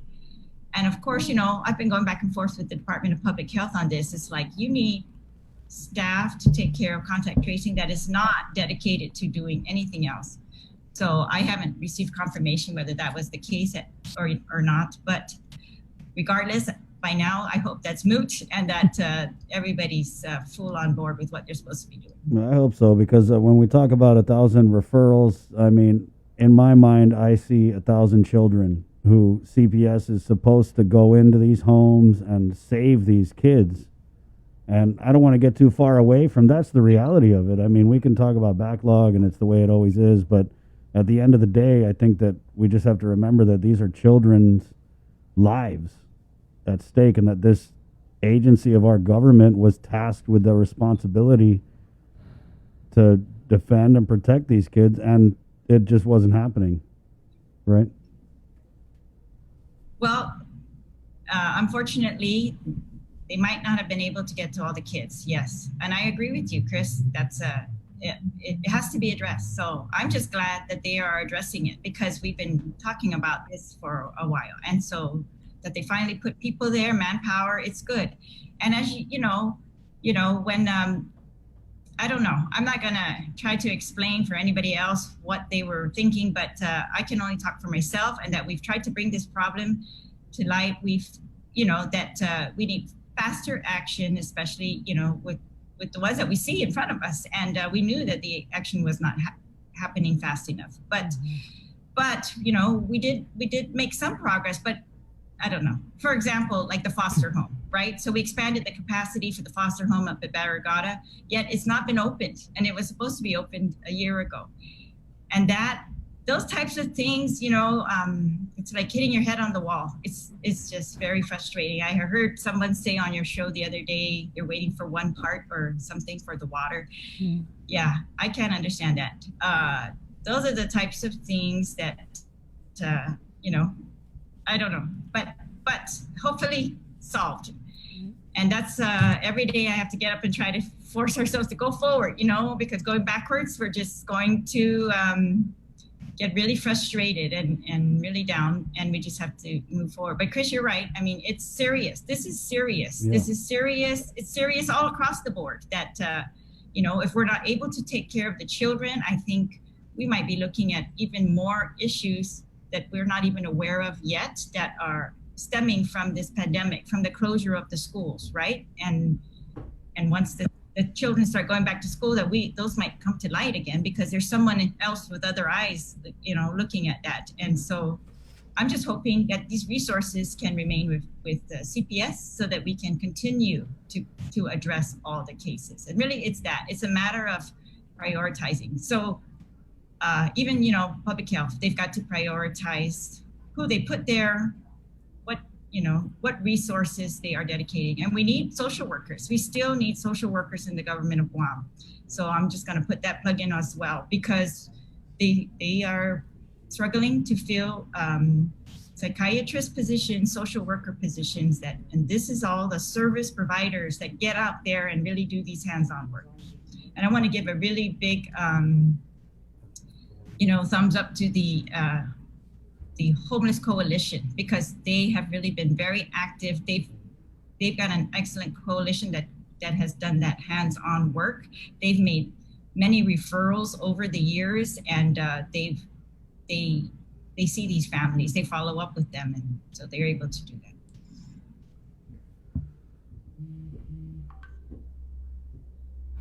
that. Sabrina? Me? Okay. There was an issue that came to my attention, and I also the individual that gave me the tip had actually gone to Adelup about it, about some issues regarding some of the nurses over at the quarantine facility. Pretty serious allegations about some being unresponsive, not being there. They have a suite over at the Dusit, but instead of responding to calls, some of them were either drinking or on the beach or out shopping, and some of them were, writing down exorbitant amount of hours that they weren't actually working. Have you heard anything about this? I've heard about that, Sabrina, but unfortunately I don't have an update for you on it. I don't have an update on that, but I did discuss that with the director as well, and I just don't have an update. Right. And so we were wondering, because I think Janella had said it was under review, but we didn't know if that was spin talk for under investigation. So do you know if is it under review or is it under investigation? I don't know. I don't even know what would be the legal distinction between those two at this point. But I hope, of course, that they just do what they need to do, because we've got many other issues to address. We don't need these, I call them these huge distractions of alternate behavior. Yeah, we just need everyone to do what they're supposed to be doing and get this job done, because there are many other jobs waiting for us. For example, getting the rest of the community vaccinated, and now dealing with I don't know, I just saw this news from the Philippines about that they're dealing with the other strain of the virus there, and I know that we've been receiving flights from the Philippines, and I think this should be a very big concern for us. I think alternate behavior, that's going to be our catchphrase for the show this morning. Alternate behavior. Hey, there were pictures and videos, or a video that I saw. And it's always, of course, people legitimately should be upset if people in the government are getting paid and they're not doing what they're supposed to be doing. So I don't blame anyone for being upset, and I'm glad that they're bringing it to our attention. And I'm hoping that those in charge they swiftly act on these things. We just cannot afford this right now. We cannot afford to be distracted by, just employees not doing what they're supposed to be doing. We need everyone to be full on board, working full time, making up for lost time. I think I've said that before, but it's so important. I mean, that's the number one complaint I get. People aren't answering their phones at I hate to say, but CLTC is the biggest complaint I get about not answering their phones. And so I've talked about that, the director, and we've got to address those issues. And so they talk about phone problems, but it's been going on for a long time. And so Speaker, can you hold on for just a second? Can you hold on for just a second? We've got to cut out of our Okay, TV. yeah. 808 to our viewers on KUAM TV, jump over to our Facebook Live feed or on KUAM FM Agotni Guam, The Breeze, to continue our interview with Speaker Teresa Laya of the Guam Legislature. KUAM TV, it's been great. I hope you enjoyed your potu this morning. My name's Chris. I'm Sabrina. Hasta adios.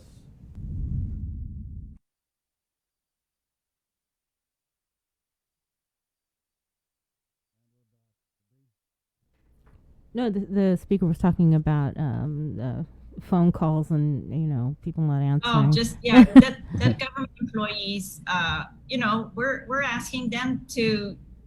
This is the time to do, above and beyond. We have to all do that because we are making up for lost time. We have businesses and families depending on us to do what we're supposed to do, and especially if it hasn't been done for the last few months, right? Those are the worst scenarios. So, you're seeing oversight hearings going on right now. We just had one recently on Guam Land Use Commission because of several complaints about them taking too long to address pending applications for different projects.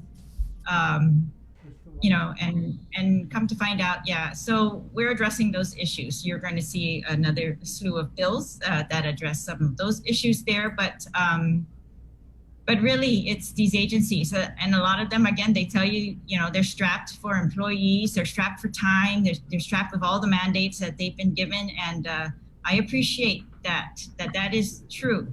But still, we just have to do it anyways, and until we can fix those issues. And so, just like we're trying to help the private businesses recover during this time, I think government has to go above and beyond because we can, and if we don't, they won't. They won't be able to recover. Families will not be able to recover, and that's my biggest worry right now. Is this could be much worse. And, it's sometimes, I know you're thinking, Chris, can't get worse than this, but it could be much worse. And we need to make sure it does not get worse. I'm talking about the effect that this has had on families. And I think we're seeing that, and we've seen it all along, but I don't even think we've seen anywhere near the end of that yet, that we have got to step up our services, and everyone's got to be full on board on that. Right. Getting food, getting shelter, getting schooling, getting, just supervision, getting all of their needs met that they've not been able to meet, healthcare, especially healthcare. I'm kind of nervous of especially if this PUA situation isn't resolved with the employees that are on reduced work hours not being eligible right now. I just can't. Exactly. It's a whole other set of people that, we need to take care of on another end, right? Like the, expanded Medicaid, expanded everything. Yeah. I think it's very, very alarming and very serious. So I think we have to work. We have to really work double time on this. Right on. You good? Anything else? No. Was there anything else, Speaker? Yeah, Speaker. Well, I just wanted to say,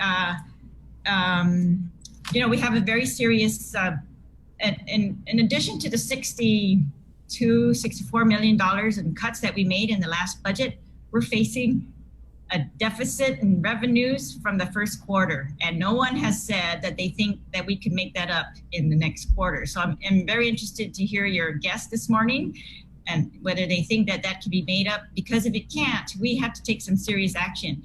And I'm very concerned because when I'm talking about impacts to families, when you cut the government services more, we might be cutting, our services to families. And I just think we have to, everybody's got to put everything on the table, and we've got to make sure that that does not happen. Yeah. That when we make cuts to the government, that we cut things that are not necessary today. Yep. They might be great projects, but they're not necessary today. But we do not cut the government services that we need to cut, and so I think we can do it. We just have to really focus on it, and we have to do it swiftly before we're drowning in it. Yeah. And I'm afraid we have to expand government services to these families. I'm like Sabrina said, we have to take care of ourselves. We can't count on anyone else to take care of Guam at this point. I think we should take care of these families, and that should be our first priority. Right? Yeah, I mean, I just hope we can get past the some of the games we saw last year where public health was saying, the first thing we're going to cut if our budget get cut, we're going to cut the Maramco services. So hopefully we can do all this. I'm glad you pointed that out, Chris, because yes, and they're going to talk about cutting foster children, right, and all of that. That's what I'm talking about. It's kind of like everybody needs to step up and stop those games. Those games are not going to get us anywhere. You should prioritize the children's services, prioritize everything else. Show us how smart you are and cut the other things, right? And I think every agency can do this. And I thought alternate behavior was going to be the takeaway, but I want this Gov Guam. Show us how smart you are. Can you give us show us how smart you are? I mean, because you're right, Speaker. I mean, it's like the first programs on the chopping block are the ones that really benefit our working people. They want to delay the minimum wage. I'm just like, let's not get too far ahead of, Yes. Well, that's taking what I said it out at on the the little hearing. people. Delaying the minimum wage has impacts to these people. We passed the minimum wage increase because they needed it, right? And these families need it to take care of their families. And if they don't take care of it in wages, we are going to take care of it in the government. And so that's what I'm saying. We better be prepared for this because, as Sabrina said, this is happening. These families are in need. These children have been out of school too long, right? We are going to see needs that we're going to have to all put our efforts into, and no more delays. Yes. Thank you. But I want to say that I have seen, bills come in. There are about 42 bills now. Many hearings are set for next week since the referrals have been made now. And the week after that, we will be going into session on February 12th. So I'm very much looking forward to addressing some of these things right away.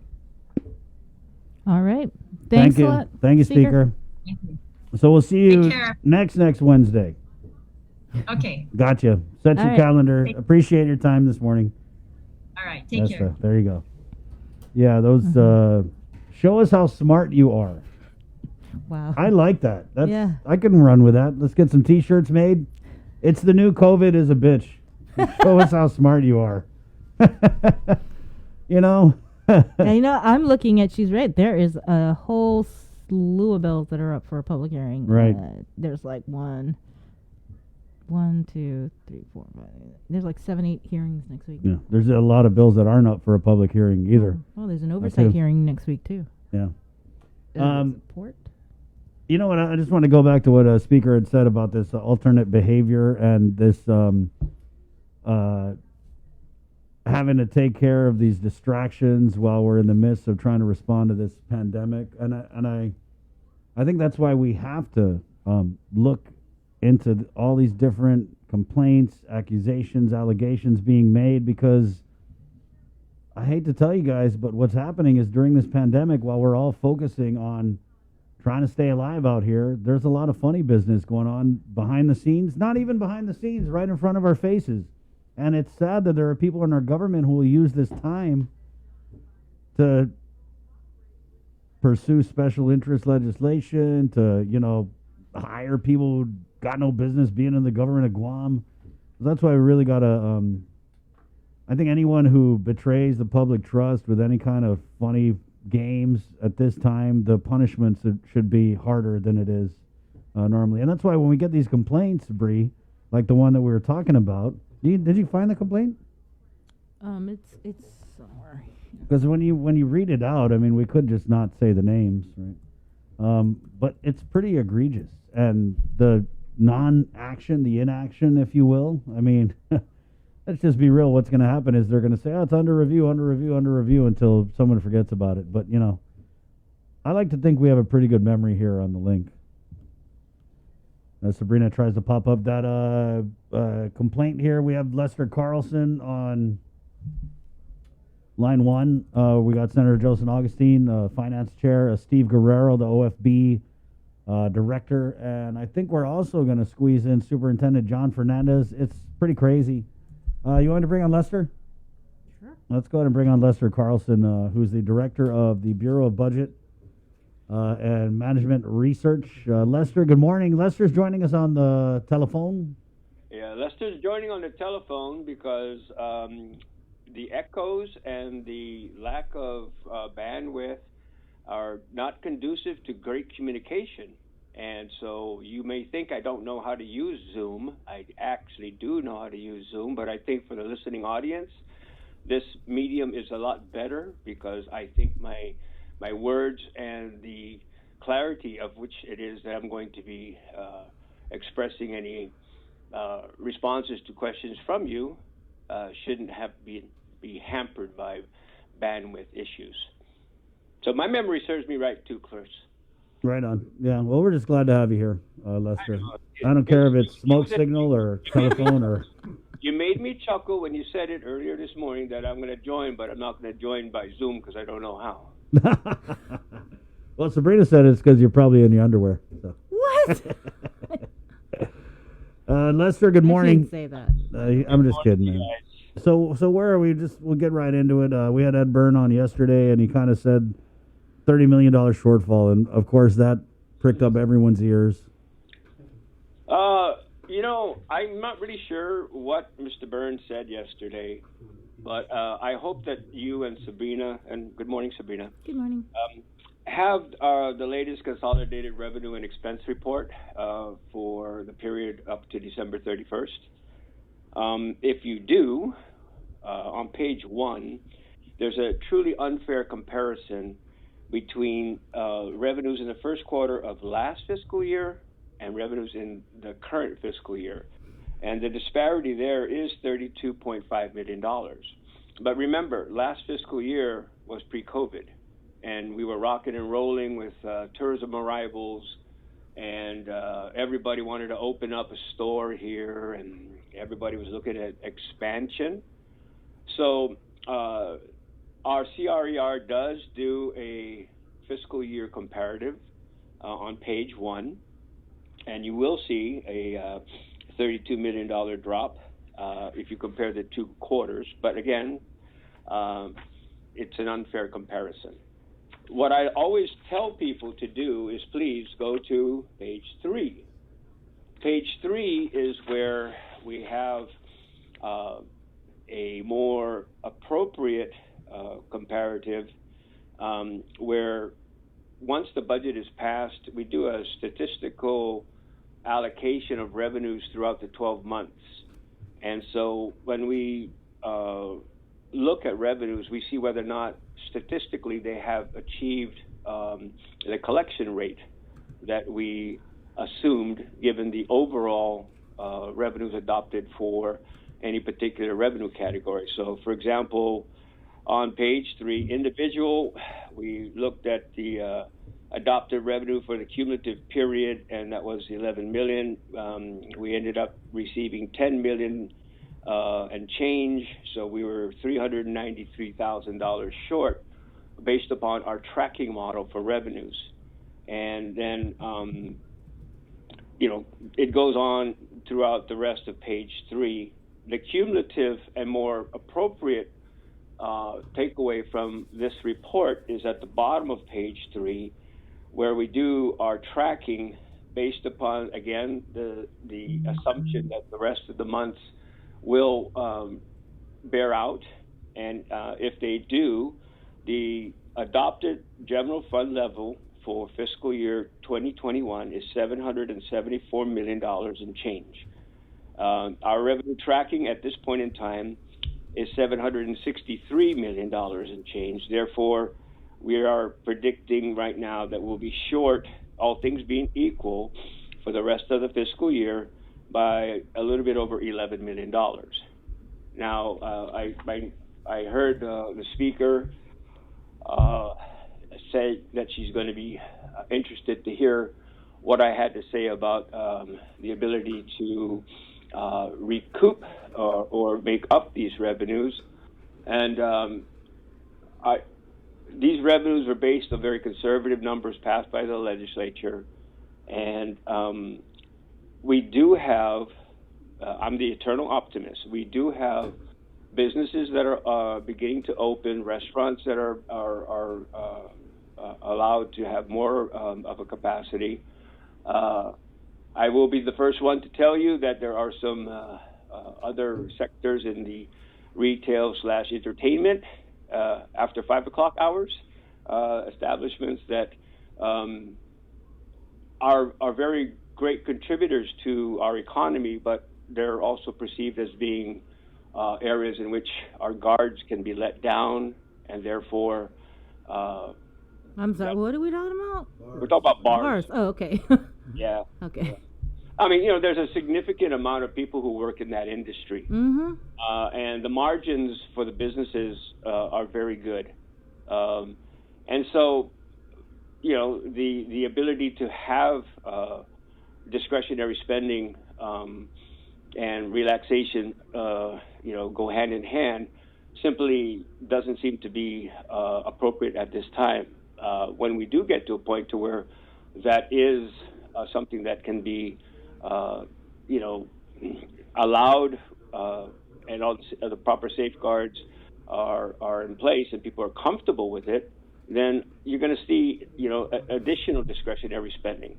I watched Nestor's interview with Dr. Jones, Gary Hiles, and the other gentleman from the university, and Dr. Jones was saying something that I've also heard, that people are saving money and not spending the money that they were getting from these relief programs, and that's a very, very welcome turn in behavior, because people understand this is going to go on for a little bit longer. So I'm glad that there are deposit accounts that are being opened up, and that people are being a little bit more cautious with their spending, particularly with the understanding that some of these federal programs do have sunset dates attached to them. So I actually believe that with the reopening of school, I know that the attendance levels are not very high at this moment. There's still some hesitation about that, but there's economic activity that is associated with the opening up of school.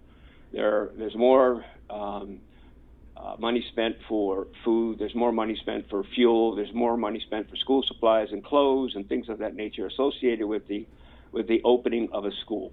Now, I think that incrementally, some of the things that occurred in the first quarter that the pandemic, by all rights, prohibited, and rightly so, from occurring are what has resulted in the revenue levels that the government has seen to date. With the vaccinations, I think, and people's continued, adherence to the mask, the social distancing, and washing your hands, I think that's something that's going to have to be thoroughly ingrained in our behavior And it's difficult for us because the first thing that we always do when we see each other is want to hug each other, kiss each other on the cheek, stuff like that. And, there's no kissing allowed anymore. So I don't know if we're ever going to get back to that, but I do believe that from an economic standpoint, we're inching our way back to a place where some of these revenue disparities from adopted levels, I think, are going to be made up. And the speaker had a point about maybe having to go in and revisit the budget. There's a mechanism that's already established in law, and we utilized that in 2018 during the Tax Cuts and Jobs Act, where we went in and cut government spending by $30 million, and we raised the BPT from 4% to 5%. Now, I also heard the speaker say how if there are any cuts that need to be made, let's not, let's not push the panic button and go to the heartstrings of the community and saying that the elderly and foster kids are the first programs to go. I agree 100% with the speaker. But I also believe that she also said that this is the time for the government to step up. And I think she's absolutely correct. So dropping the BPT from 5 to 4 is not stepping up. That is taking $60 million out of government operations at a time when we're in the midst of a pandemic, and that's foolish. You heard me. Foolish. Okay. Let's just a couple questions here. Will there be a hiring freeze, and are you guys at all planning on sending out any furlough notices? And if so, or if not, when and why? No furlough notices, and the hiring is, Chris and Sabrina, we have a lot of federal money, and one of my biggest efforts here is to get different agencies who have programs with federal funds to spend the money. It doesn't help us when we have resources that are not put in place. Anything, we've done this numerous occasions where there's unless it's a federal funded position or a teacher or a nurse or a social worker, and there's now allowances for like retired peace officers to come back in. Those types of vitally needed services we will continue to provide. The attrition rate at the fire department, I see resignations on a weekly basis. They need to get a cycle. They need new blood in there. I know Sabrina's husband works at the fire department because he was nice enough to come and disinfect our office. But at the same time, he's probably in the mid-range of, the employee base at the fire department. Certainly not an elder one, but certainly not a younger one either. So we have critical needs that the speaker did refer to, and I agree with her. But we can't take retroactively the BPT and cut it when we need to provide more services to the people of Guam. And I don't think, Chris and Sabrina, that we're at a time or a period, particularly since President Biden, who has promoted very strongly additional aid to states and territories. Let's give President Biden's administration a chance to get some congressional action on a second or a third relief package. But for the states and territories, it's the second relief package because there was a lot of money that went into vaccinations and testing and stuff in the second stimulus package, but nothing for the states and territories.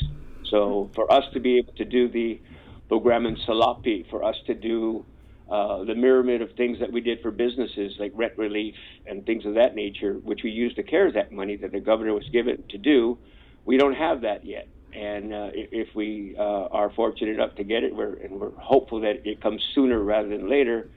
it'll help to mitigate a lot of what it is that we're in, and the world is experiencing at this point. So just for clarification, when Mr. Burns said he thinks it might be a $30 million shortfall for the current fiscal year, based on your CRE whatever report, it's actually 11.2. But you're kind of optimistic and almost confident that you guys will be able to make that up.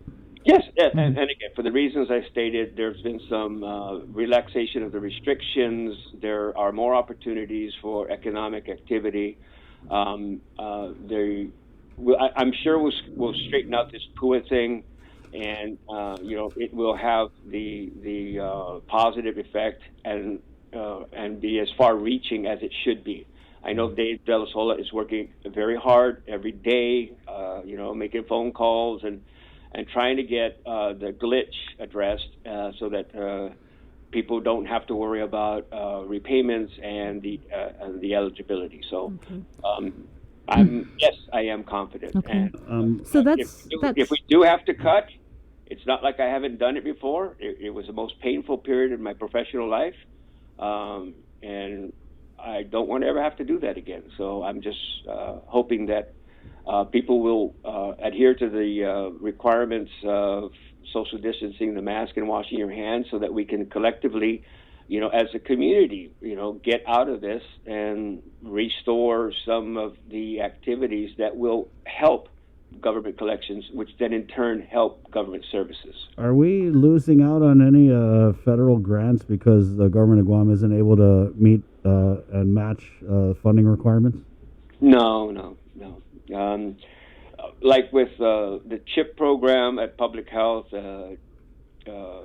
Child Health Insurance Program, we've got a 85-15 match, so we only have to put in 15% currently. The Medicaid match of 83-17, we got an increase of 6-point-something%, so it's now like 89-11. So because of the pandemic, the match requirements for us have dropped, and therefore the local resources necessary to fully maximize the amounts available from these two federal sources, which are very important for healthcare here on Guam, have been, they've been a godsend, because we've had to use less local resources to maximize the ability to get the Medicaid and the CHIP programs. And there's also been infusions of money for the SNAP program. There's been infusions of money for other programs related to the pandemic. And there's also funding for the child care facilities. And I know that I've signed off on about 15 contracts for child care providers to avail themselves of the funding that has been made available, so that people can get back to work and have a safe and licensed facility to be able to place their children with federal assistance to help them out. What about money to pay for this RISE Act? Yeah. Is there money for that? RISE. What was RISE again? I forget. That was, I think, kind of another stimulus, Senator a local Regine's, stimulus. Is it $800 or something? Okay, I'm drawing a blank right now.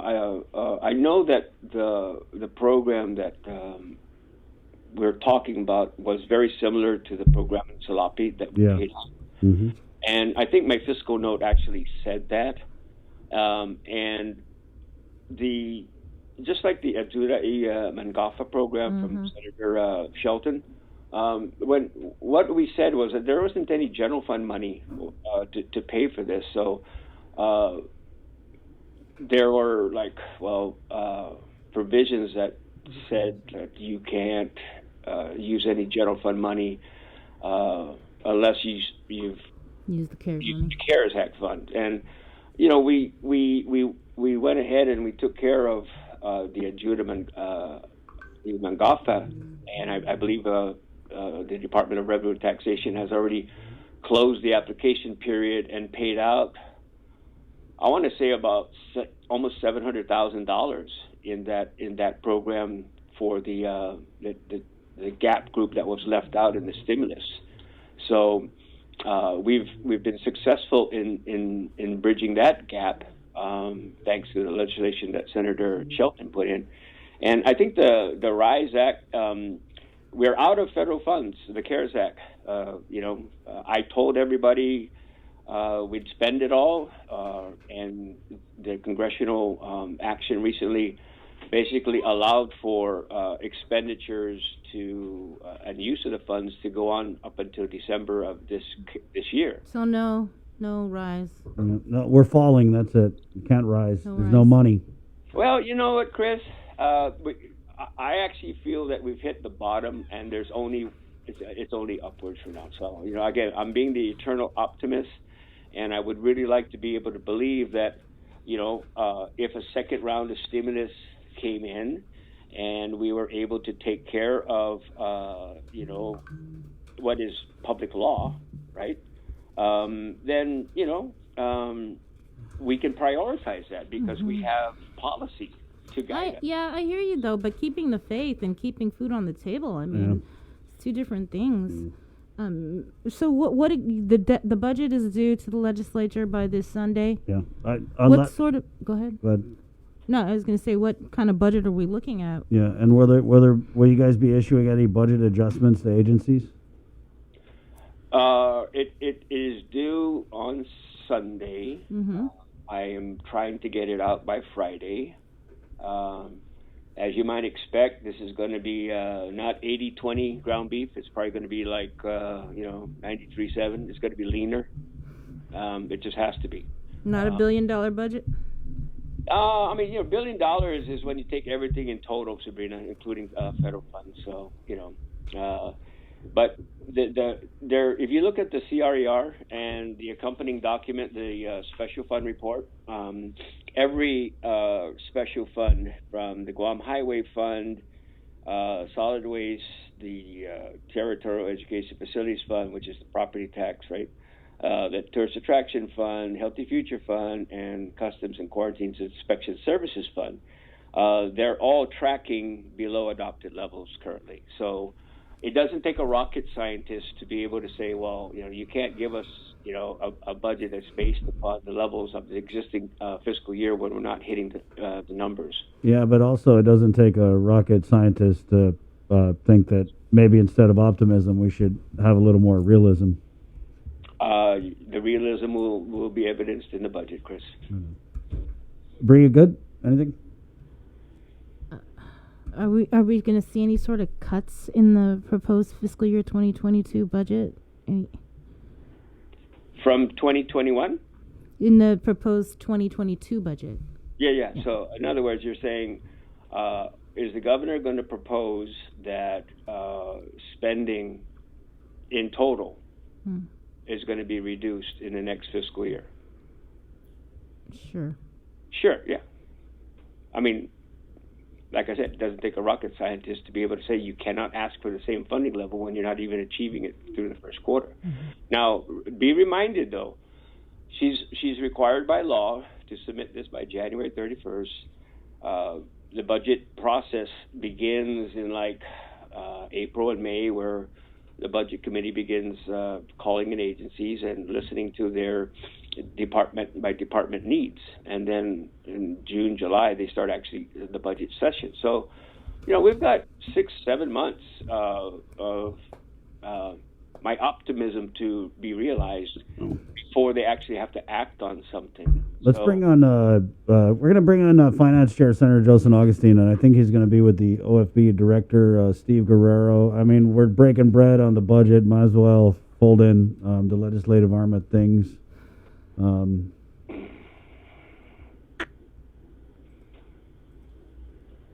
Stand by for a sec. We're getting them on the Zoom. Oh, Zoom, huh? Whoa.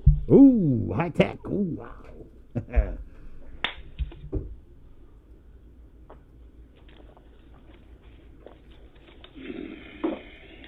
Yeah, Senator San Augustine, let's go.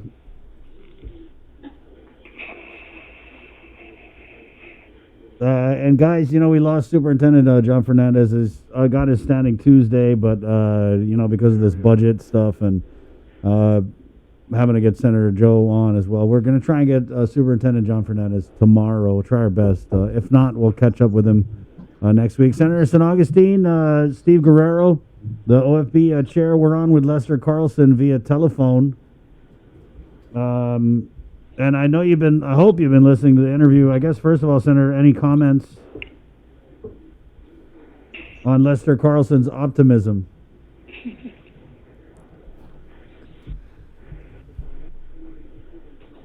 Can you hear? Yeah, I can hear, but I can barely hear you on our side. We're trying to raise up the volume on our side. Okay. So I guess we'll just start there. Did you have any comments on Lester Carlson's optimism? Well, you know what? And that's positive, and that's pretty good that they have some optimism. We're just concerned about what do they plan on doing. Okay, because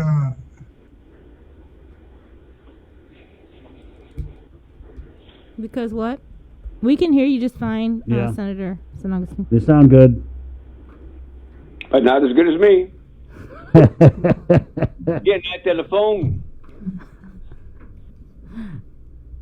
You Zoomers, you guys crack me up. You baby Zoomers. No, I mean, seriously, this kind of stuff happens all the time. It's not conducive to a very interactive and flowing conversation. So I hope I've been vindicated, Mr. Barnett. Actually, I think we've had some very good discussions via Zoom. Yeah. I miss you on the Zoom, man. You got a nice painting in your office. You got that nice painting in there, You're a good-looking guy, Les. Don't be shy. Oh, I'm shy. Senator, are you able to hear us? yes, I'm able to hear you now. All right. Okay, fine. So go ahead, let her rip. But Chris and Sabrina, there seems to be a delay in hearing what you're saying and what I'm responding to. Well, just respond to everything Lester just said and how optimistic he is that, things are going to be great. Not great. No. Not great. I never say great. Come on now. Let's go. Go ahead, Senator.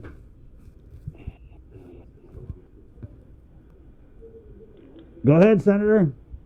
It's not Okay, working. well, I'm trying to hear exactly what he said. What he just said. What did he just say? We're looking at an $11 million, not a $30 million shortfall for the current fiscal year, but he's optimistic we'll be able to make up that difference. Yes, and you know what? Like I said, I mentioned earlier, Sabrina and Chris, is that we're hoping that they do make it up. So that's we all do. That's our plan this year. We're going to sit back and hope. No. Well, no, that's not the plan, Chris. Number one, the administration has to take the appropriate action. If they find out that, they do have the authority to do the reserve, put that, like 15% reserve from every agency. If they don't get the money, then at least that money won't ever be released because there's no money there. I've done that. See, and because they're doing that, then and that's what we're saying, Chris, is that, the legislature has taken already the step. We did the appropriation. Now we're just waiting to see how things trend. What should concern us in the legislature and in the government of Guam is these bills that have been introduced by our colleagues. The 5 to 4%, GRT, the million or more, the moratorium and the million or more, and the Dave Santos enhancement from 250 to 500. That's what we got to watch out for as they ask for all these decreases. They have to anticipate that when everything drops and there's revenue not coming in, you can't expect the government to continue to provide the services that the people want and demand. We are on the same page there, Primo. The very, very same page. We cannot. Thank you, Lester. This is not the time to drop the BPT. And the word I used, Primo, was foolish. Sorry to be blunt, but that's the word I used. Okay, so what's the alternative? What's your plan? What's your suggestions to help our economy? what would be our plan to help the economy? Well, number one, there's one bill that's already in the works. That's the minimum wage. Oh, yeah. Go on, Senator. The minimum wage bill, yes? Okay, the minimum wage bill, the delay, I can understand where they're coming from. I've got reports from the economists up at the University of Guam that, if you really take a look at it and look at the economist report, I'd have to hesitate to support that bill, but at the same token, I've got to consider the businesses that may close because of that minimum wage increase. And if we have to delay it by 1 year to keep the business moving so we can keep the economy going, then so be it. Then I'll probably vote for it on that basis, but not necessarily in support of it totally. So you're saying the bone that you're going to throw the business community is a minimum wage delay? Well, right now, that's one. That's one area. And then, I reached out to business and said, where else can we help you? Because we have to understand that, number one, we got a new president. He's ready to push out a lot of federal money out. And the clock is ticking. You have to remember that BBMR, I know Primo Lester is ready to give us their budget. We're going to have to sit down, tweak it, and see where we're going to go in 2022. But at the same token, we'll be working very close with BBMR and DOA and saying, where are you going? Are you going to seriously consider maybe some sense of a realignment or resizing or right sizing or whatever words you want to use for the government of Guam so that we can try to get the biggest bang for the dollar we have and not expect to have more or anticipate to spend as much as we can and not provide everything we need. Right. So we're going to see like a reorganization, consolidation of government agencies. Well, Sabrina, one of the things we have to anticipate, okay, is that unless you agree with me, if there's a 3% shortfall, but it has to be, if I'm correct, within 3 months, a quarter, then the Department of Revenue and Tax, DOA, and BBMR will sit down and start preparing a realignment, right sizing of the government of Guam. Maybe they can seriously consider consolidating certain agencies and take a look at how we can get through this pandemic and this financial crisis. So we're not going to start coming up with plans to save money until later on. Yeah. Well, the reason why I'm saying that, Chris, it's not about not trying to save money. Right now, with the reserve that they've imposed already, so let's hypothetically say, if we say 15%, I don't know if Lester can confirm it, it could equate to about maybe $30-some million in holding back in reserve. That's about right. So if you look at that, and as Mr. Byrne had brought up, I guess with KUM, that could be a shortfall of 30 million. If they reserve the 35 million, the agencies are already reacting by not spending that money. But when they don't, because they won't have it, or they can't even plan to use it. The only one I feel for more is DOE, because when you reserve 15% from DOE, that's a major cut on DOE because they got the lion's share of. Okay, Primo, if I may, and thank you for. Yes, please. Yeah, thank you, Primo, for mentioning the appropriation reserve report. I did transmit this report to the legislature January 22nd, and the total amount that we currently had in reserves, as Senator San Augustine mentioned, throughout the entirety of the government of Guam, bearing in mind there are some agencies that I am prohibited from putting monies into reserve by statute, but the agencies that I could put the 15% reserve to ensure that it's kind of like an allowance, making sure that you don't spend everything up front, and that there's money that is placed in reserve to ensure that there's funds throughout the entirety of the fiscal year. The amount that was reported to the Speaker was $55,422,543. So we do have that money. It is unavailable for use unless I get a request, and only on its merit will I release a portion of that. And it is, as Senator Sinagasi said, it's one of my most powerful budgeting tools. And that is in place, and that is the amount that is, as of December 31st, in reserve to ensure that if we have to do a realignment, we didn't spend that money, and that money remains available to reprogram or repurpose as necessary. And, you know, nobody wants to think about a fiscal realignment plan. Nobody wants to be able to cut at a time where, you know, if government salaries are adversely affected, well, that is the worst thing that can happen, because everybody else, including you know, people who advertise on your station, won't have the benefit of the discretionary spending from the government and federal employees combined to be able to keep this economy going. So, yes, I'm optimistic because I think we hit the rock bottom. We have the vaccine. You know, I believe that some additional restrictions being lifted are going to promote additional economic activity.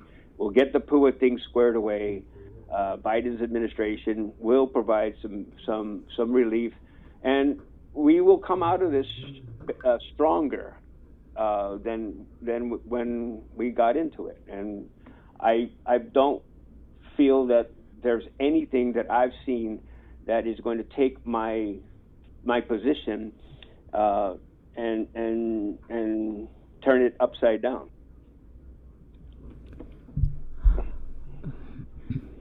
So you're saying, you know, we're going to be okay. Federal money's going to kick in. The pool is going to be settled. The Democrat Biden administration, they're going to do good by us. So everybody just chill out. We're going to be all right. Actually, work harder because we need to like, okay, why aren't No, I mean chill out. People concerned, not people working. We just need to be pushing for things that we have put on the back burner for too long, like self-sustainability for agriculture. Mm-hmm. You know, we need to really, really seriously look into our aquaculture potential. We need to look into telecommunication hub centers, all the things that we've talked about for years. With all the cable landing, as a matter of fact, I saw a bill, if I'm not mistaken, that authorizes a lease for a cable landing. So, I mean, cable landings are the networks, the arteries of IT worldwide. Mm-hmm. We should be getting, as the speaker mentioned when you guys were talking to her about CLTC land leases, we should be getting the best value. Mm-hmm. There are things that we can do and we should do better. Mm-hmm. And now's the time to make sure that we do them better. Mm-hmm. Are those long-term type of they are. We can't do those things better today. I mean, we've got to do something today. Well, you know what, Chris and Sabrina, I did bring up with the governor that on the public health issue, I've expressed to her that I would support fully if she would just open up all the businesses, allow them all to open, get public health out there to inspect them all. If they're not in compliance, then close them down. But allow everybody to open up, because that's what the businesses are crying about. We can't open. We're not allowed to open. Open them all up. And then inspect them, and if they're not in compliance with the public health requirements, shut them down, take away their license, and move on. And I think the message will be out there to all the businesses that want to open up, be in compliance, and it'll start to work. But if some of them are just going to open up and just take it as a nonchalant that, well, I don't have to put my mask on, I don't have to wipe my hands, I don't need to wash my hands, I don't have to social distance, and well, then no. It's about, you know, keeping people alive, keeping us safe, and I think we've all done a great job in that aspect. But a lot of the businesses are asking, can we open? Can we open? That's the only thing they're asking. And they can take the risk from there. Can't you tell we're blood relatives? But what's the only thing really that's not open, it seems, are the bars. Yeah. No. What else is on the dining restrictions are still there, and you know, it's better than it was, but it's still. I mean, if you want to go and adhere to the restrictions, as Senator San Agustin said, where it's like, I don't know, 6 or 10 to a table, but you're going to go after mass, and it's like, oh, there's 15 of us. Well, they're only at 50% occupancy. Oh man, never mind. Let's go to the store. We'll barbecue. I mean, but so that money that you would have ordinarily have spent for a nice after mass brunch didn't get really into that sector of the economy because of the restrictions. So, right, you're saying just removing all the restrictions. Let's just. No, that was Senator San Agustin. I just said yes. That's my blood right there. So we think alike. No, I'm not saying remove the restriction, but we need to tone it down. You can be restricted from operating, being in compliance with public health requirements. In other words, instead of 50%, make it 100%. Open them up. Make sure they're social distancing, they're sanitizing their hand, they're wearing a mask, and move on. Yeah, and I think Senator, you mean 100% of the capacity, which takes into account the social distancing. So again, like say for example, Kings, you could open up a greater capacity as long as the designated booths and tables meet that 6 feet distance requirement between. That's partners. correct. That's correct. So it wouldn't be technically 100% of the fire department code, but it would be 100% given the social distancing restrictions, which is greater now than, which would be greater than what is allowed now. Yeah, obviously, right, Senator? Obviously. What about revenues from tourism? We can do everything to make Guam, guys, the weather, it was raining this morning, but the last, 3 weeks have been drop dead gorgeous. The sun's sunny, breezy, but we need to get our closet clean before we can open our doors for people to come in, and all the precautions necessary for inbound tourists have to be put in place, and everybody has to be comfortable that what we do doesn't set us back. But I until we're vaccinated, until we're comfortable that we can allow for meaningful tourism, that doesn't mean they're going to come. Our primary source markets are having a second, third wave. So we just need to be ready. Remember the story about the brides waiting for the groom to come over, and then the younger ones ran out of oil, but the older ones made sure they had some oil so that when the guy came, he could pick his wife. That's what we got to do. We got to be ready. Don't burn your oil.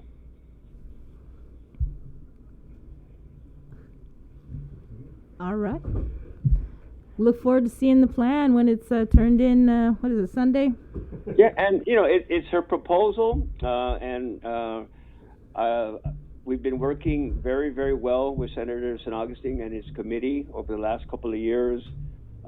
We have a very open dialogue.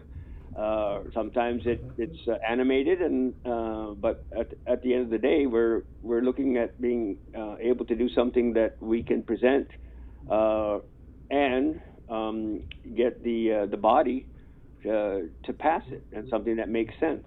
So I've enjoyed very much working with Senator San Agustin and Steve Guerrero. Have you enjoyed it, Senator, working with Lester? Of course, Chris. I've enjoyed working with Lester. But the only budget I'm really more concerned about right now is DOE. They've already passed their budget, $373, right? The ironic thing is that they got $40 million. I'm curious to know exactly what happened in 2020. And in this same fiscal year, they're supposed to get another 110. And I'm like, okay, I'm going to be sitting with them, and my OMB is going to be sitting with them saying, okay, you're generally going to get, before May or June, you're going to get $150 million basically for 2020. Normally, federal money is not used to supplant; it's used to support, to supplement. And with that, we need to take a look at, okay, where did they fund it? I know it's going to be the sanitization, and all that other stuff, but that's not $150 million worth. and what are they going to fix? Are they going to get Simon Sanchez up so they can get the schools fixed?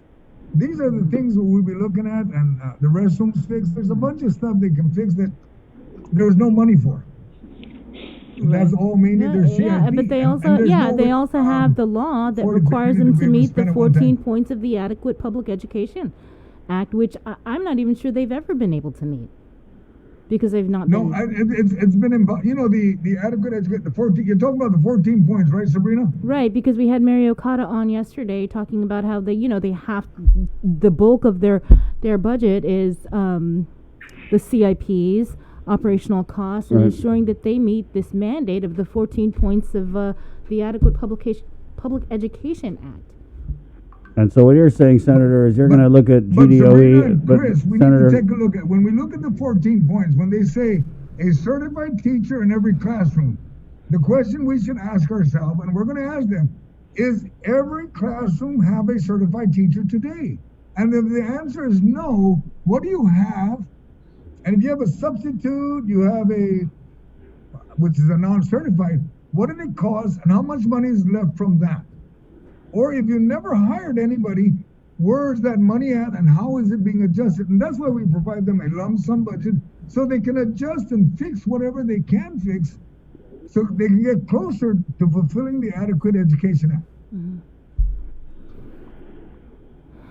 So you're basically saying, if GDOE is getting $110 million from the feds, then let's go ahead and minus $110 million from their budget. Pretty close to that, because remember, if you're getting an additional 110 federal money, all I'm saying is we need to just take a look at it more. Yeah. But maybe you should also take a look at other agencies that probably could be cut. Senator Talina Nelson was like, luxury HRRA. You're looking at maybe like, hey, we don't really need you guys to be working on revitalizing Hagåtña at this moment, because we don't have any tourists coming. And you're correct, Sabrina. We need to take a look at every agency and see where the luxury's at and just start cutting them. Yeah, but when we look at that, we need to really cut it, not just be like, okay, we're going to shut down Hagåtña revitalization, but we're just going to move all the staff over to Adelup or whatever. And No, and I agree with you, Chris. But see, if there's some sense of consolidation of efforts, then maybe that will slowly trim down the agency, and through attrition, we won't fund the vacancies, and we work from there. And we're going to be working with Lester and the administration on this, and we just figure it out, and we see where we can go from there. Okay. All right. I just wanted to ask about that bill in your committee, Senator. This is the one that would bar those who have been convicted from official misconduct from being employed in the government of Guam. Any plans on that getting a public hearing, or? There's a bill in my committee right now. If there's a bill in my committee, we're just looking for the time to schedule it, the date and time to schedule it. Okay. So you're not going to get in trouble if you report that out? No, I mean, what we have to remember, Chris, that every bill I've gotten out, some of my colleagues have said, "Hey, man, let's hold back." No, hold on now. Let's just bring it up. Let's have a public hearing. Let's hear the people of Guam. Let's hear the senator that introduced it, and we move on from there. There shouldn't be any hesitation on hearing a bill. Now, it's taking a look at my committee and saying, "Hey, do you agree with it? Do you want it to come out on the floor?" And if there's enough votes on the committee report, it goes out on the floor. I've done that on pretty much a lot of bills. And some of the bills that were delayed is because the author asked that, hold on, I want to do an amendment to it. Okay. And then we move from there. Or it's because of legal, we wait for the Attorney General, or from the, have the legal take a look at it, and then we move from there. Yeah. Getting in trouble is one thing, doing, let's just do what we need to do. There's one bill, if I may, that just recently got referred to you, Senator. It's Bill 40, the business privilege tax refunding bill. And Chris and Sabrina, these are the kind of efforts that, again, when they present themselves, we really need to be able to act swiftly and aggressively to capture the moment. The market conditions allow for a refunding of some of our outstanding BPT bonds. We estimate that we would probably save about $2.5 million this fiscal year and about $17.7 million in next fiscal year. So if the legislature passes the bill, we get the bonds sold, the time frame would occur prior to the budget discussions actually really going into full throttle. But then the legislature would understand that the debt service for the existing bonds was reduced, and therefore you can you can breathe a little easier because you've achieved some debt service savings that you can allocate somewhere else, or be more comfortable that all things being equal, the budget can be $17 million less. So those are the kind of things that we've provided to the legislature, and we're hoping for some quick action on that one, and it'll just make the budget formulation for 2022 a little bit easier. Okay, well, we'll take a look at that one, Lester. Primo, my staff was just showing me that that's 40-36. That's the one with the bonds, right? Yes, sir. That's it. Okay, we're going to take a look at that one. We're going to look at the dates we got available, and we're going to ask that we get the date and we get a time for that one. There you go. Rock and roll. All right. Thank you, gentlemen. This informational roundtable meeting is concluded. All right. Thank you, Sabrina. All right. And Chris, you all have a nice day. You too. Lester, thank you. Appreciate your time. All right, guys. Okay, that's the. Okay. That's a lot of information. I don't even know what to say. It's just like you mentioned any type of cuts or savings measures, and you get your head bit off. Nah. So it is what it is, guys. It appears that Senator Joseph Augustine and Lester Carlson are working very closely. Some might say too closely together. So just be optimistic. That was kind of the takeaway, right? That we're going to get a lot of federal money in here, because Democrat, we got President Biden, and they seem to be thinking that we're going to get hundreds of millions of federal dollars that are going to be able to be used to kind of shore up some of our shortfalls, which I don't know. It depends on who you ask. Yesterday it was 30 million. Today it's 11 million. All right.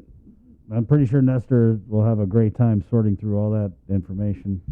It's 9:10. Bree, we'll take a quick break, and we're coming back with from the Guam Memorial Hospital. I believe we have Dr. Annie Berdallo, who's the medical director for GMH, and William Cando coming on. Lillian is on leave, so we're going to get our GMH update next. Right here on the link, it is The Breeze. Good morning, Guam. Learn GU Self-Storage, conveniently located near the Harmon McDonald's. We offer affordable rates, online payments, and auto bill pay for your convenience. Plus gate access daily from 6 a.m. to 9 p.m. Call us today at 648-7867 for more information. We're doing a good job, Guam. In the past couple of weeks, we've managed to keep the CAR score below 5. Together, we rose to the challenge when the governor asked us all to strive for 5. In the past couple of weeks, we've not only brought the CAR score way down from being in the high 40s to below 5, we've shown the governor that we're capable of altering the course of this pandemic. We were on a path to uncertainty, but now because of all of our actions, we're doing better. But better doesn't necessarily mean that we are out of the woods. We still need to watch our distance, wash our hands, and wear our masks. So please keep striving, Guam. We got this.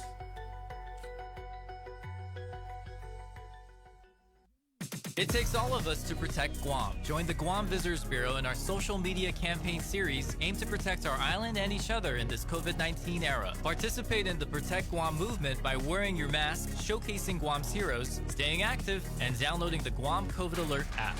Post and share your content with us. Use the hashtag ProtectGuam, and you could win $100. It's that simple. Check out visitguam.com for details. Let's reclaim our lives, our economy, and our tourism industry.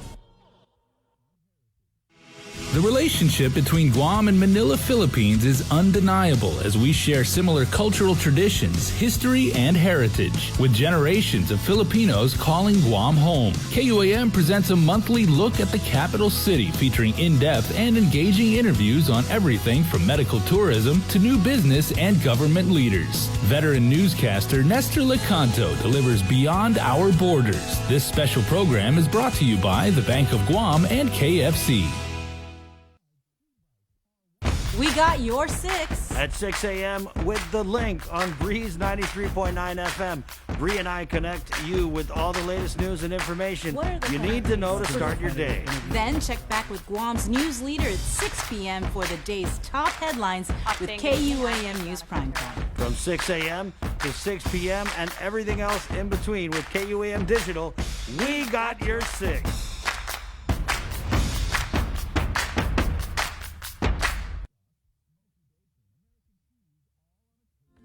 Half a day. I'm Dr. Jana Manglo. Half a day. My name is Kathleen Fernandez, and I'm a registered nurse at the Department of Public Health and Social Services. The Centers for Disease Control and Prevention recommends wearing cloth face coverings in public settings. Don't let your guard down. Prevention saves lives. For more information, please call 311 or check out our website at dphss.guam.gov. These are some of the signs that someone is thinking about suicide. Talking about wanting to die, excessive guilt or shame, and feeling like a burden to others. Feeling empty, hopeless, trapped, or having no reason to live. Feeling extremely sad, anxious, agitated, or full of rage with unbearable emotional or physical pain. Other signs include changing behavior, such as making a plan or researching ways to die, withdrawing from friends or saying goodbye, giving away important items or making a will, taking dangerous risks such as driving extremely fast, displaying extreme mood swings, eating or sleeping more or less, and using drugs or alcohol more often. If you or someone you know is showing these warning signs, get help as soon as possible. Call Guam Behavioral Health and Wellness Center's crisis hotline at 647-8833 or 4.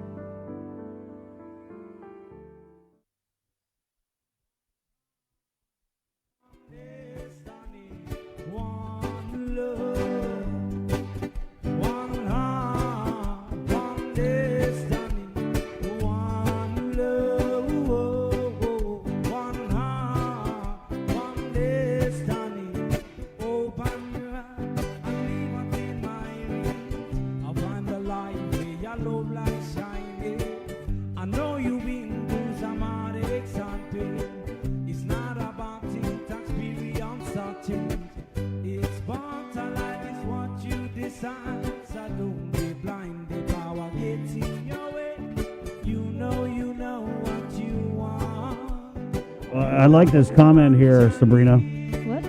There's a comment on our Facebook Live.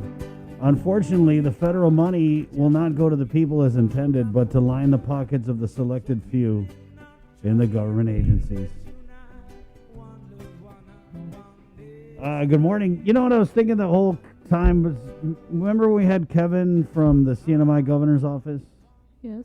Didn't he talk about how they had furloughed government workers and they were able to get on the PUA? Was that accurate? I can't remember. Yeah. But I do remember him saying furloughing government employees. Yeah. So, I mean, that was kind of, I thought, creative. You know what I mean? When you talk about taking advantage of this federal money, that's pretty creative. Mm-hmm. Get them on the PUA. Save our local funds. 9:16. Anyway, good morning. This is the Link on the Breeze. It's multimedia. We're everywhere. We're on Facebook Live. We do KUM TV the first half of the show. We're on The Breeze, the radio station. 9:17. Let's go to the Zoom room where we have the medical director for the Guam Memorial Hospital, Dr. Annie Berdalio, and is he the chief financial guy, William Cando? Sorry, William, I forgot your title. He does it all over there. He does. Yeah. Normally I'm the associate administrator of operations, but since Lillian is on a leave of absence, I'm the acting hospital administrator. There you go. It's like volleyball. Everyone move up a little bit. Is Lillian doing good? Is she okay? Oh yeah. Okay. Did she go to Taiwan? I know she went to Taiwan at first. I don't know why. Or is she on island? She is off island. Okay. And to maintain HIPAA compliance, that's all I'm going to say. Okay. So there you go. It's a medical thing. 9:18. I guess we'll start with Dr. Berdalio. Good morning first, Doc. What do you have to report from the Guam Memorial Hospital? Good morning. William has all the statistics. Okay. We're doing quite well. I think our COVID numbers are still maintaining a low level, and we're continuing to catch up on our second doses of vaccinating not only our staff, but our staff's elderly family members, and then some government of Guam agencies who we help to give their first doses are coming in as well. So we're quite busy this morning as everybody's showing up, which is good. The more people that get vaccinated, the better for us. That means hopefully we keep them out of our hospital. Right. So what's the COVID census, William? COVID census as of this morning is 7. 5 of them are in Tier 4. There's actually a total of 6, but one of them is a medical PUI, so that's not really a COVID patient. It's just a person under investigation or of interest. In our ICU, we have 2, and one is on vent. So we have a total of 7 COVID positives inpatients in the house. 7, including the one who's a PUI. 7 does not. We don't include the PUI as a COVID. Okay. Okay, so you mentioned 6, so that's what I was. Right. Yeah, so 5 COVIDs in Tier 4 and 2 in Tier 5. Mm-hmm. Is that ICU level of care? Yeah, we have 2 level. We have 2 ICU level of care. Okay. But we have lots of ICU patients, more than our usual of non-COVID. So again, the ICU is still quite busy, not with COVID patients, but with non-COVID patients. Has that kind of been a trend? As we have a total of 11 ICU patients. And so aside from the 2 COVIDs, the rest of those 11 are non-COVID. And then the non-COVID, we have 4 of them. 4 of them are on vents, and there's 1 ICU PUI that's also on vent. What's the status of the skilled nursing unit? Skilled nursing unit is still at the Catholic Social Services, and we have 7 residents over there, and so they're still there. Right. I think the last time we spoke, we were waiting on the plans or the renovations to start, or repairs. That's correct. That's correct. At our skilled nursing facility, we are still in the design phase to isolate the B wing. That would make the facility much more flexible to bring the SNF residents back, and so that we wouldn't have to worry about whether we're going to have another surge or not. That we would be able, if we did have another surge, we would be able to protect them. So we're heading towards a final design, that isolation of the B wing. The good news is, as of this morning, we had a conference Zoom with FEMA, and so they approved the scope of work that we're designing for the isolation of that B wing to be a part of the larger alternate care facility grant. So that will be funded as well under this FEMA grant program. How much money is this grant worth? The grant, the overall price tag of the grant is $15 million. And so there's different aspects of that grant. There's design, there's construction, there's medical equipment, and so yeah, it's going to be a big success story for Guam and for GMHA, especially as it pertains to emergency preparedness going forward. Right. I'm sorry. Can you refresh my memory about this alternate care facility? Yeah. So besides designing for the isolation of the B wing, the larger development of the skilled nursing facility into a switch-ready facility that will be more ready in the future to respond to something of the magnitude that we're going through right now with COVID. So we're looking at things, additional HVAC upgrade, a new chiller would be involved. We're looking at negative pressure in all the rooms, just various aspects that will, allow us to do, even up to ICU level of care, possibly temporarily, prior to the real ICU level of care obviously is going to be done here at the hospital. It's always going to be here at the hospital, but at least you'll be able to do you'll have more of a capability to perform that also at that skilled nursing facility. Yeah, Sabrina, the federal government, as part of our response to an acute care pandemic. So I think what's different is a lot of these patients who came in sick with COVID requiring hospitalization really required high level care. They had to be on cardiac monitors, on oxygen monitors. So it's a little bit different than just housing large numbers of people who need low level care.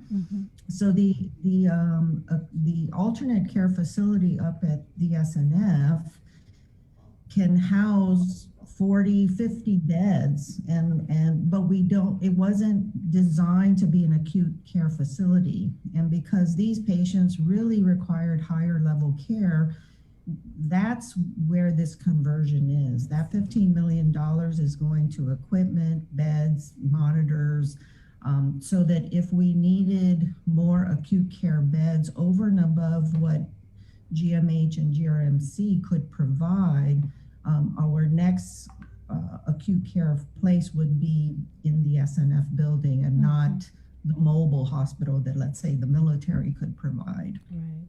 So that's where this $15 million is largely going. But will we even have the staff, I guess, to work in the SNF or the alternate care facility once it's stood up? Well, again, we would stand it up much like we stood up this surge. We have to bring staff in. We don't have enough staff for the existing rooms. I mean, there's lots of expansion capability of beds, both at GMH and at GRMC. Remember, GRMC, I think, has 120 beds, and their normal census is between 80 and 90 patients. That's all they can staff for. Our capacity at GMH is somewhere in the 150. We can surge up to 200, even 240 beds, but we only have staff really for 120. That's our average census. So, normal staff and critical staff is different. So, when we're in the crisis mode, our staff stretches. So that 250 beds, yeah, we as much as we would need more staff, we won't have it. So they remain in our facility so we can eyeball them. that's the challenge always. But if we don't have beds that can adequately care for the patients, then, you know, sometimes I don't know whether they just should stay home. But this is our response. And that for sure, we have recruiting agencies right now. That was a big part of our expense, let's say in the September through November surge, was we had to get, you know, 80 nurses to be flown in here just to accommodate those patients. The important thing too to remember about the skilled nursing facility is it's a hardened facility. I mean, so you don't want to be putting acute care patients, if you don't have to, in tents in field hospitals. That would be like a last resort. It's always better to have them in a hardened facility that is typhoon prepared.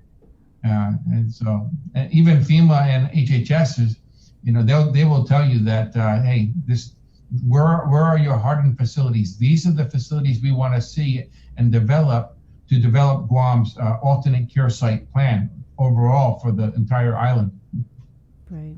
Yeah, no, and I guess, you know, it really is a good thing. So we don't have, we're not confronted with what we were confronted with in the beginning of this pandemic and during the surge, where we you know, we were needing nurses, we were needing space, we were needing hospital beds. So what about the Guam Memorial Hospital board? Are they meeting tonight? They are meeting tonight. We'll be meeting starting at 5 o'clock tonight. But the first part of the meeting is executive session. Why executive session? We go into executive session when we need to discuss, you know, legal matters that you know where we need to maintain confidentiality on such legal matters. So what else is on the agenda for today? Aside from the executive session, it's the usual, you know, standing reports of all the different subcommittees, as well as the administrator's report. So as far as the subcommittees, we get into facility CIPIT, we get into quality and safety subcommittee, and talk about the you know, what was the safety, quality and safety issues that we addressed during that meeting, where we were reviewing our QAPI program, quality assurance and performance improvement. We have a subcommittee on governance, strategic planning, and bylaws. So we just and then we have one for finance. So we're looking at those issues. We're looking at our we always have to update the board on our finances, you know, because they carry the fiduciary responsibility for the hospital as far as these issues. And so by keeping them informed, they're able to help inform our decisions as well, and because they have a very important leadership role to play for us. William, when you talked about executive session, legal matters, is there like a lawsuit that we need to know about, or is this just routine stuff? Not that I would share during this session. So yes, okay. Like as in a new lawsuit or recently filed lawsuit? Could be. Blink twice if it's a recently filed lawsuit. You know, I had gone through the minutes from, I want to say maybe about a couple months ago from the GMH board meeting, and there was reference to a lawsuit regarding double pay. Oh, is that? Are you aware if there's any? No, I'm not aware of any double pay lawsuit for GMH. Have you seen any of the bills that have been introduced recently? I know we had Speaker Terlahi on, and there was a bill that she just introduced regarding differential pay for nurses. Have you had a chance to review that? I have not. I know she was inviting us to a hearing relative to the nursing compact that we're probably going to be zooming in on. But no, I'm not familiar with the other one. Dr. Berdalio, is there, we talked to Dr. Ann back during the second surge, and just other doctors. They talked about how the people who were getting the COVID at that time were getting really sick, obviously, right, as we saw those deaths. How would you describe the level of illness that we're seeing with the patients who are being hospitalized with the coronavirus at GMH? Well, I think a lot of the patients, certainly the ICU patients, this is a long illness. I think that's, one is they get very sick. The other is they stay for months, a month or two. So once they cross into that critical level, it takes quite a while for them to heal. So some of these patients in the ICU have been there for quite a while. It's part of that second surge. We're very conservative about opening our rooms back up and rearranging because of the holidays. We're now in PCOR 2, so we want to see what happens in the next 2 to 3 weeks as people start to move around. Again, we're expecting more people, but honestly, the numbers have been quite low. I monitor everybody who comes into the emergency room on a daily basis, and they test everybody, and we've had very few. We see about 35 patients a day at the hospital in the emergency room and urgent care, and very few of them recently, I would say in the last month, it may be one patient who's testing positive, 1 to 2 patients on a daily basis. So, and they're not even getting admitted. So I think, the keeping travelers quarantine plays a big role in that. I think everybody's heard about these variants going around. We don't have the capacity here to test for variants because these are sort of genetic sequencing type of tests that they're done at really high level labs. And we know it's around. So again, the fact that we've kind of shut down our travelers now going on several months and really quarantine helps to control that. So I think opening up the community is a good idea because we know locally there are very few cases. They tend to be in small clusters that they're picking up on contact tracing, but it's really when we bring a lot of people in from the outside that it becomes, those are the things again that we think about all the time, how to prepare for that. And again, now that we're starting to vaccinate everybody and really trying to get more access. I know public health has opened some large clinics now. We vaccinated over 3,500 people in our hospital just when we count our employees. We vaccinated almost 1,000 employees, and we vaccinated another 2,500 other, and a lot of them are our employees' parents and grandparents, any siblings that were over 60. And then we also supported the government of Guam agencies that are frontliners, like law enforcement, people who are front-facing. So I think the more we get those vaccinations into people's arms and get more access to them, I think then we feel a little bit more protected.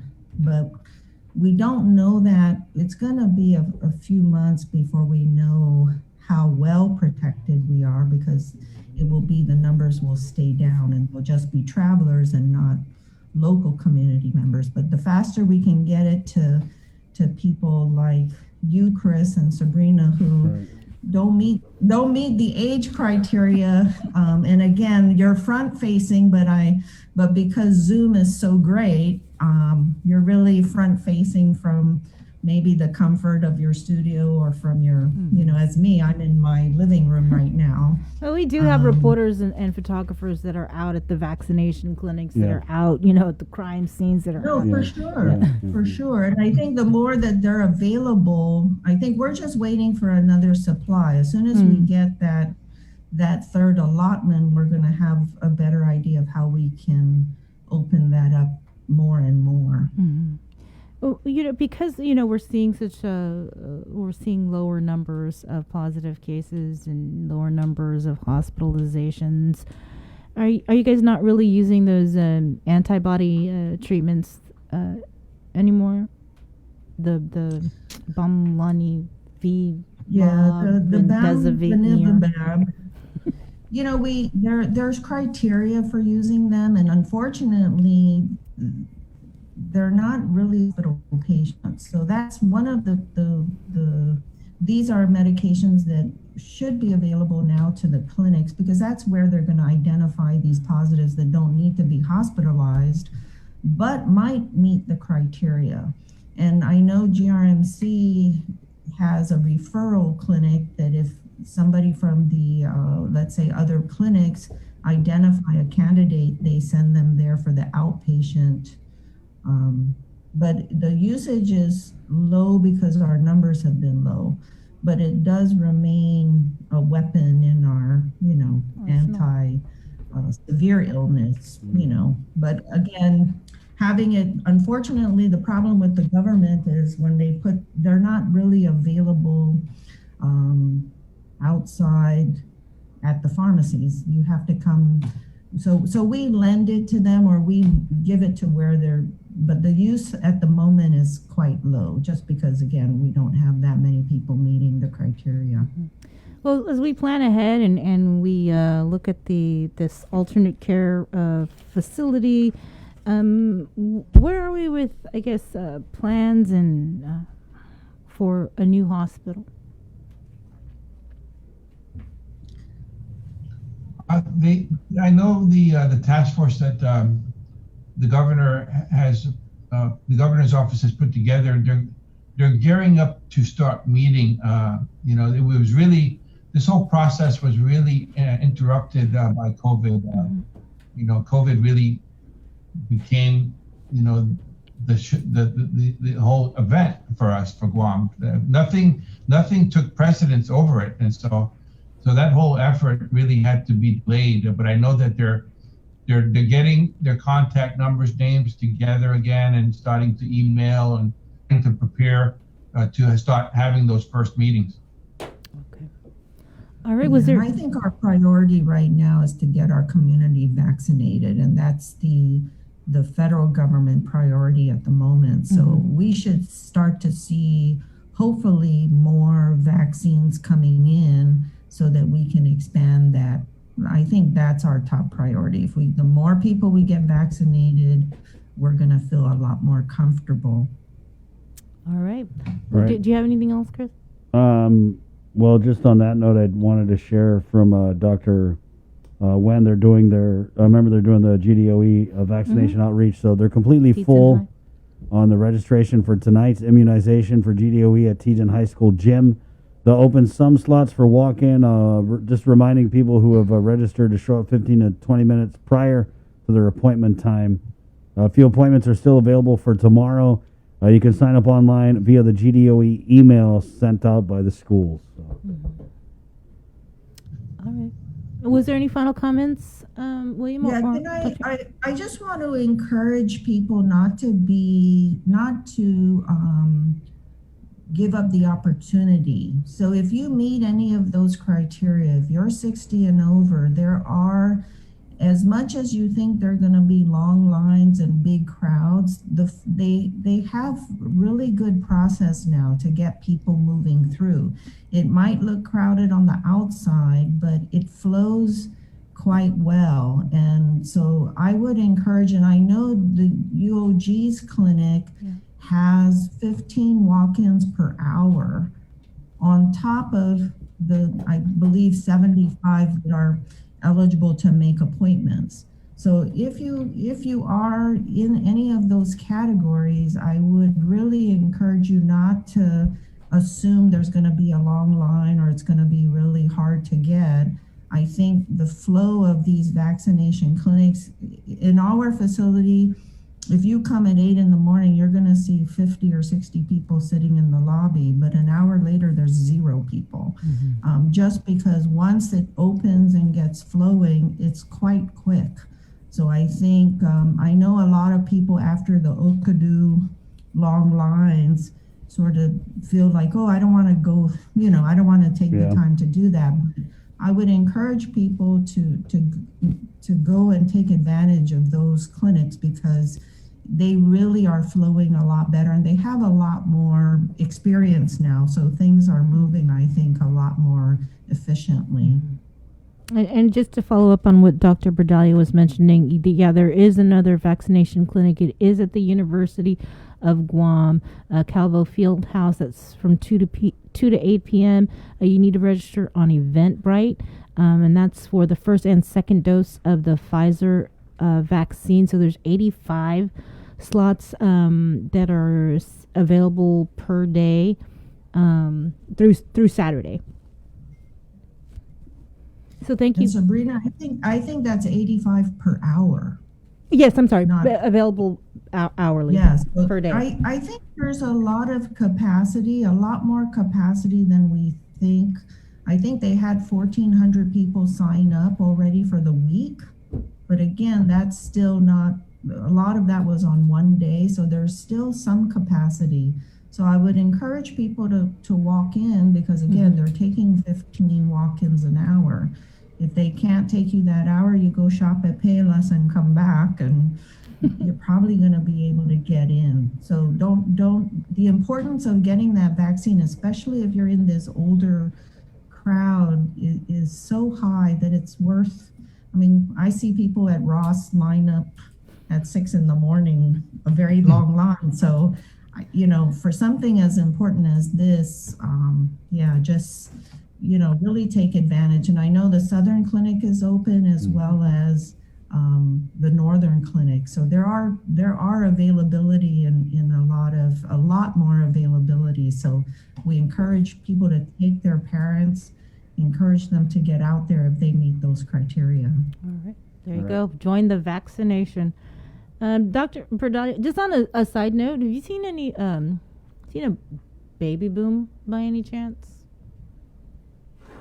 I've been wanting to. Does anybody name their kid COVID? You know how we love babies, right? We love the pregnancy thing. We love the baby. We love telling stories about that. So like the typhoon, people ask me, well, does the barometric pressure make more people? I said, no, the anxiety that their house is going to be blown down gives them more contractions, but it doesn't necessarily make them deliver. And when we've looked at those super typhoons, it's 10 months later that they have a boom. We're not any more or less busy, but I think, again, if those of you that are trapped in the house with little kids and your spouse, making a baby isn't really up there on the, you're lucky to survive actually going into the same room. Everybody's spread out because it's stressful to be cooped up for this long, and many of our young people are, their jobs are restricted. So I haven't seen an increase in the numbers in terms of the babies. And what is it, March? So that we'll be talking about December, January. So I don't know. We'll see what happens in maybe 3 months from now, where people were kind of getting a little bit more used to it. I think they were quite scared, and so I'm not sure that's really. Well, sometimes being scared gets you worked up, Doc. Well, I don't know, Chris. We'll see if you're going to. All right. Okay. We'll see you, William. Thank you. Thank you, Dr. Ann. Great having you on. Come back. We'll see you guys. You too. Stay safe. So sounds like there's a new lawsuit with Guam Memorial Hospital. Some of the other takeaways, though, they're doing okay COVID-wise, but non-COVID numbers continue to peak at our island's public hospital. You know, we have a great segment. We talked a lot about the economy earlier, and specifically the government budget and the forecast here. Very optimistic forecast from the budget guru for Gov Guam, Lester Carlson. But Nestor Lecanto, in his latest episode of In Full Zoom, was able to talk with the authors of the Guam Economic Report out of the University of Guam. He discusses their research and findings about the state of the island system, federal assistance, impacts of the loss of tourism and workforce reduction, and forecasting what's coming up on the horizon. So we're going to give you a little peek at this In Full Zoom episode with KUAM News' very own Nestor Lecanto right here on the link. In Full Zoom is presented to you by Calvo Enterprises, Inc. Half a day, everyone. Nestor Lecanto here with another edition of In Full Zoom. And this week we're going to talk about 2020. And I know you guys probably don't want to be reminded too much of that year, but we are going to take a look at the Guam Economic Report for 2020. And UOG did a study, and we wanted to bring in three of the co-authors of that report. First of all, we have Dr. Maria Claret Ruane, who is an economics professor at UOG. We have Dr. Laila Kabigting, who is an associate professor of finance and the chair of the PMBA program at the school. And Mary Catherine Wiley is a senior student in accounting and finance and economics. And she's also the secretary of the local chapter of the Omicron Delta Epsilon International Honor Society for Economics, another co-author of the report. Thanks for joining us, ladies. Thank you for this invitation, Nestor. We're happy to be here. All right. Yeah. So let me just start with why. Why did you write this report? And if Dr.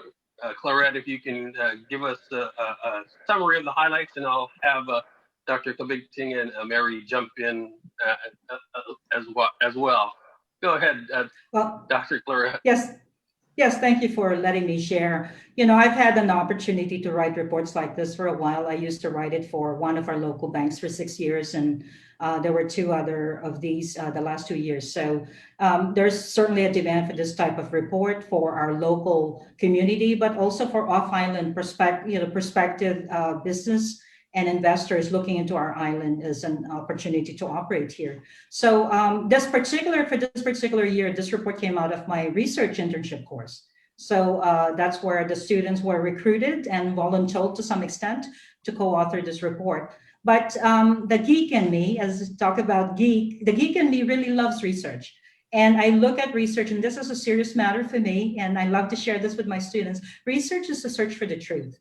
And so once they sign up to write this report, that's what they're signing up for.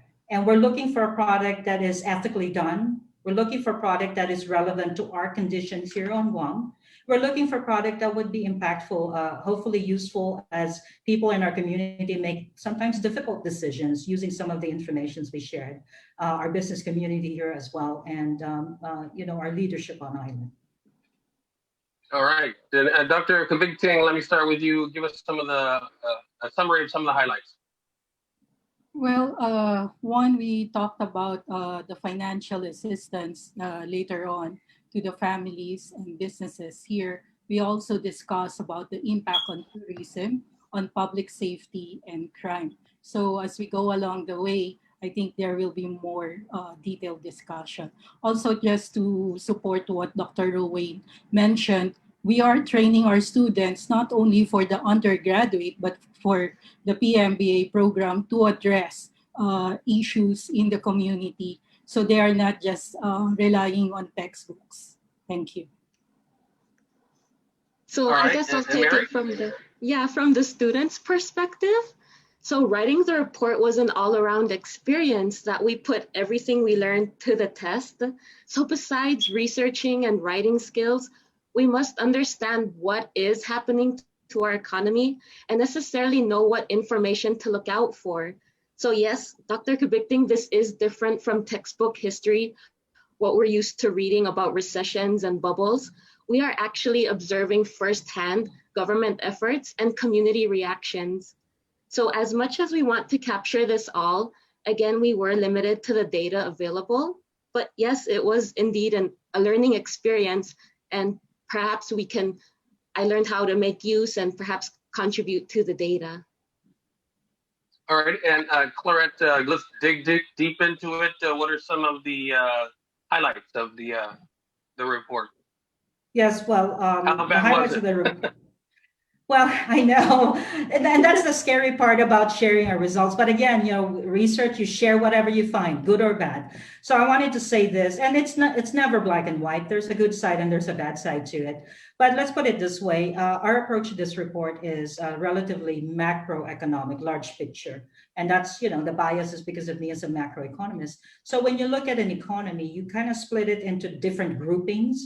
And the groupings would be, what was the impact, as Dr. Kabikting already talked about, the impact on families, the impact on businesses, the impact on government. And for our concerns, we have two sides of the government, GovGuam and the federal government, the impact on visitors to our island, the tourism sector.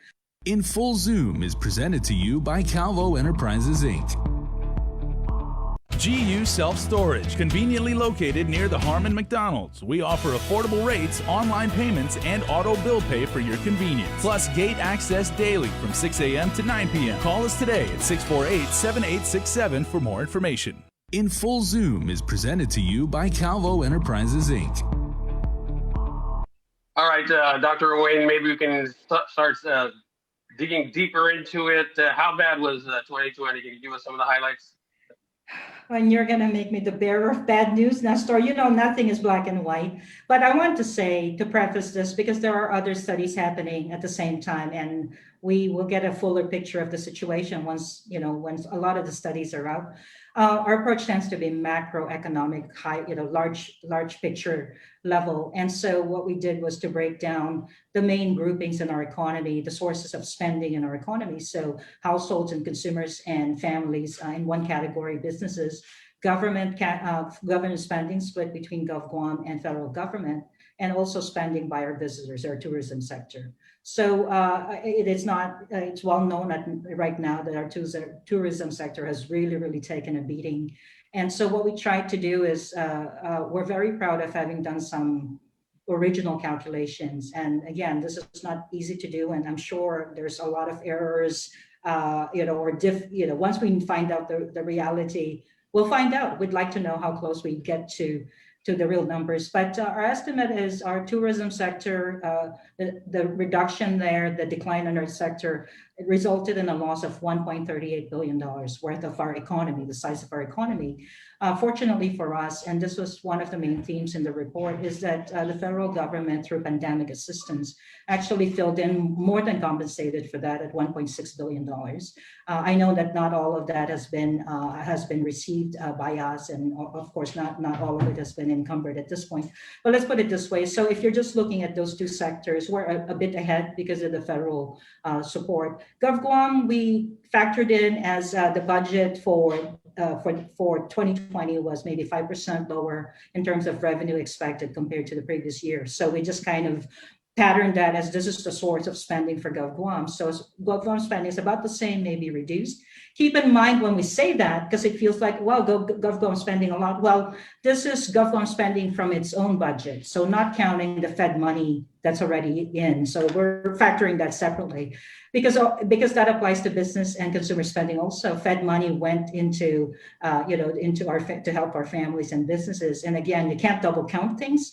So we don't have numbers for it. I know that Dr. Jones was a guest of yours just maybe 2 weeks ago. And I know she has a study on, she has a business survey going on, household survey going on. So we'll find out, right? But we had to say our estimate is that household spending was probably down 30 to 50% compared to last year. That's Lecanto. A little sneak peek of In Full Zoom, the conversation there with the federal funds. And that was a big part of a conversation with Lester Carlson and Senator Joe San Augustine earlier this morning. Hey, just a heads up real quick. You guys out there looking for a job? Well, WM Engineering Services. Oh, cancel that. Okay. Never mind. Psych. Yeah, 9:56. Keep looking for a job then. We got this segment, Cover Me, Bree. Yeah. It's brought to you by Burger King. It's back at BK. I love chicken fries. You get them Friday, okay? Chicken fries Friday. They also got the BK Steakhouse King available at Hagåtña, Tumon, and the Micro Mall. Our cover me this morning, it's Anu Lee, and it's called My Kind of Love. Are we going to take this out? Is we ending it with this? Yeah, okay, so we'll just end it here, guys. Yeah. My name's Chris. My name's Sabrina. Just real quickly, Department of Revenue and Taxation, if you didn't hear when Chris mentioned it earlier, we did reach out to the Department of Revenue and Taxation Director, Daphne Shimazu, and she did confirm that round 2, EIP 2 stimulus checks are in the mail. Yep. Some of them, I'm not sure how many, but they have been cut and they've been placed in the mail, so you should be receiving yours. Right on. It's 9:56. Again, this is Cover Me on the link. Good job, Joe, sir. Jason, remember we got your back with our KWAM News Primetime broadcast. Again, my name's Chris. I'm Sabrina. Esta. Adios. Bye. We've been together for 3 years. 3 years? Yeah. We've been together for 3 years. 3 years? Yeah. 8 months. 6 months. 6 months from now, but we met each other ever since. I can be like hard to keep up with or hard to tolerate. I feel like she always tolerates me. Because he does drive me crazy, but he makes me laugh. I appreciate, like, what I appreciate about her is that she gives the same energy I give to her. So, you know, it's a 50-50 relationship. The way I know I love Caleb is because, you know, the love is like color to me. There's so many colors everywhere. I had color in my life before Caleb, but now with him in it, it's just everything is brighter, vivid, more vibrant. I can see all the details everywhere. Very like happy when we're together, so we're very like joyful. She accepts my weirdness because I'm very weird, like bleep, freaking weird.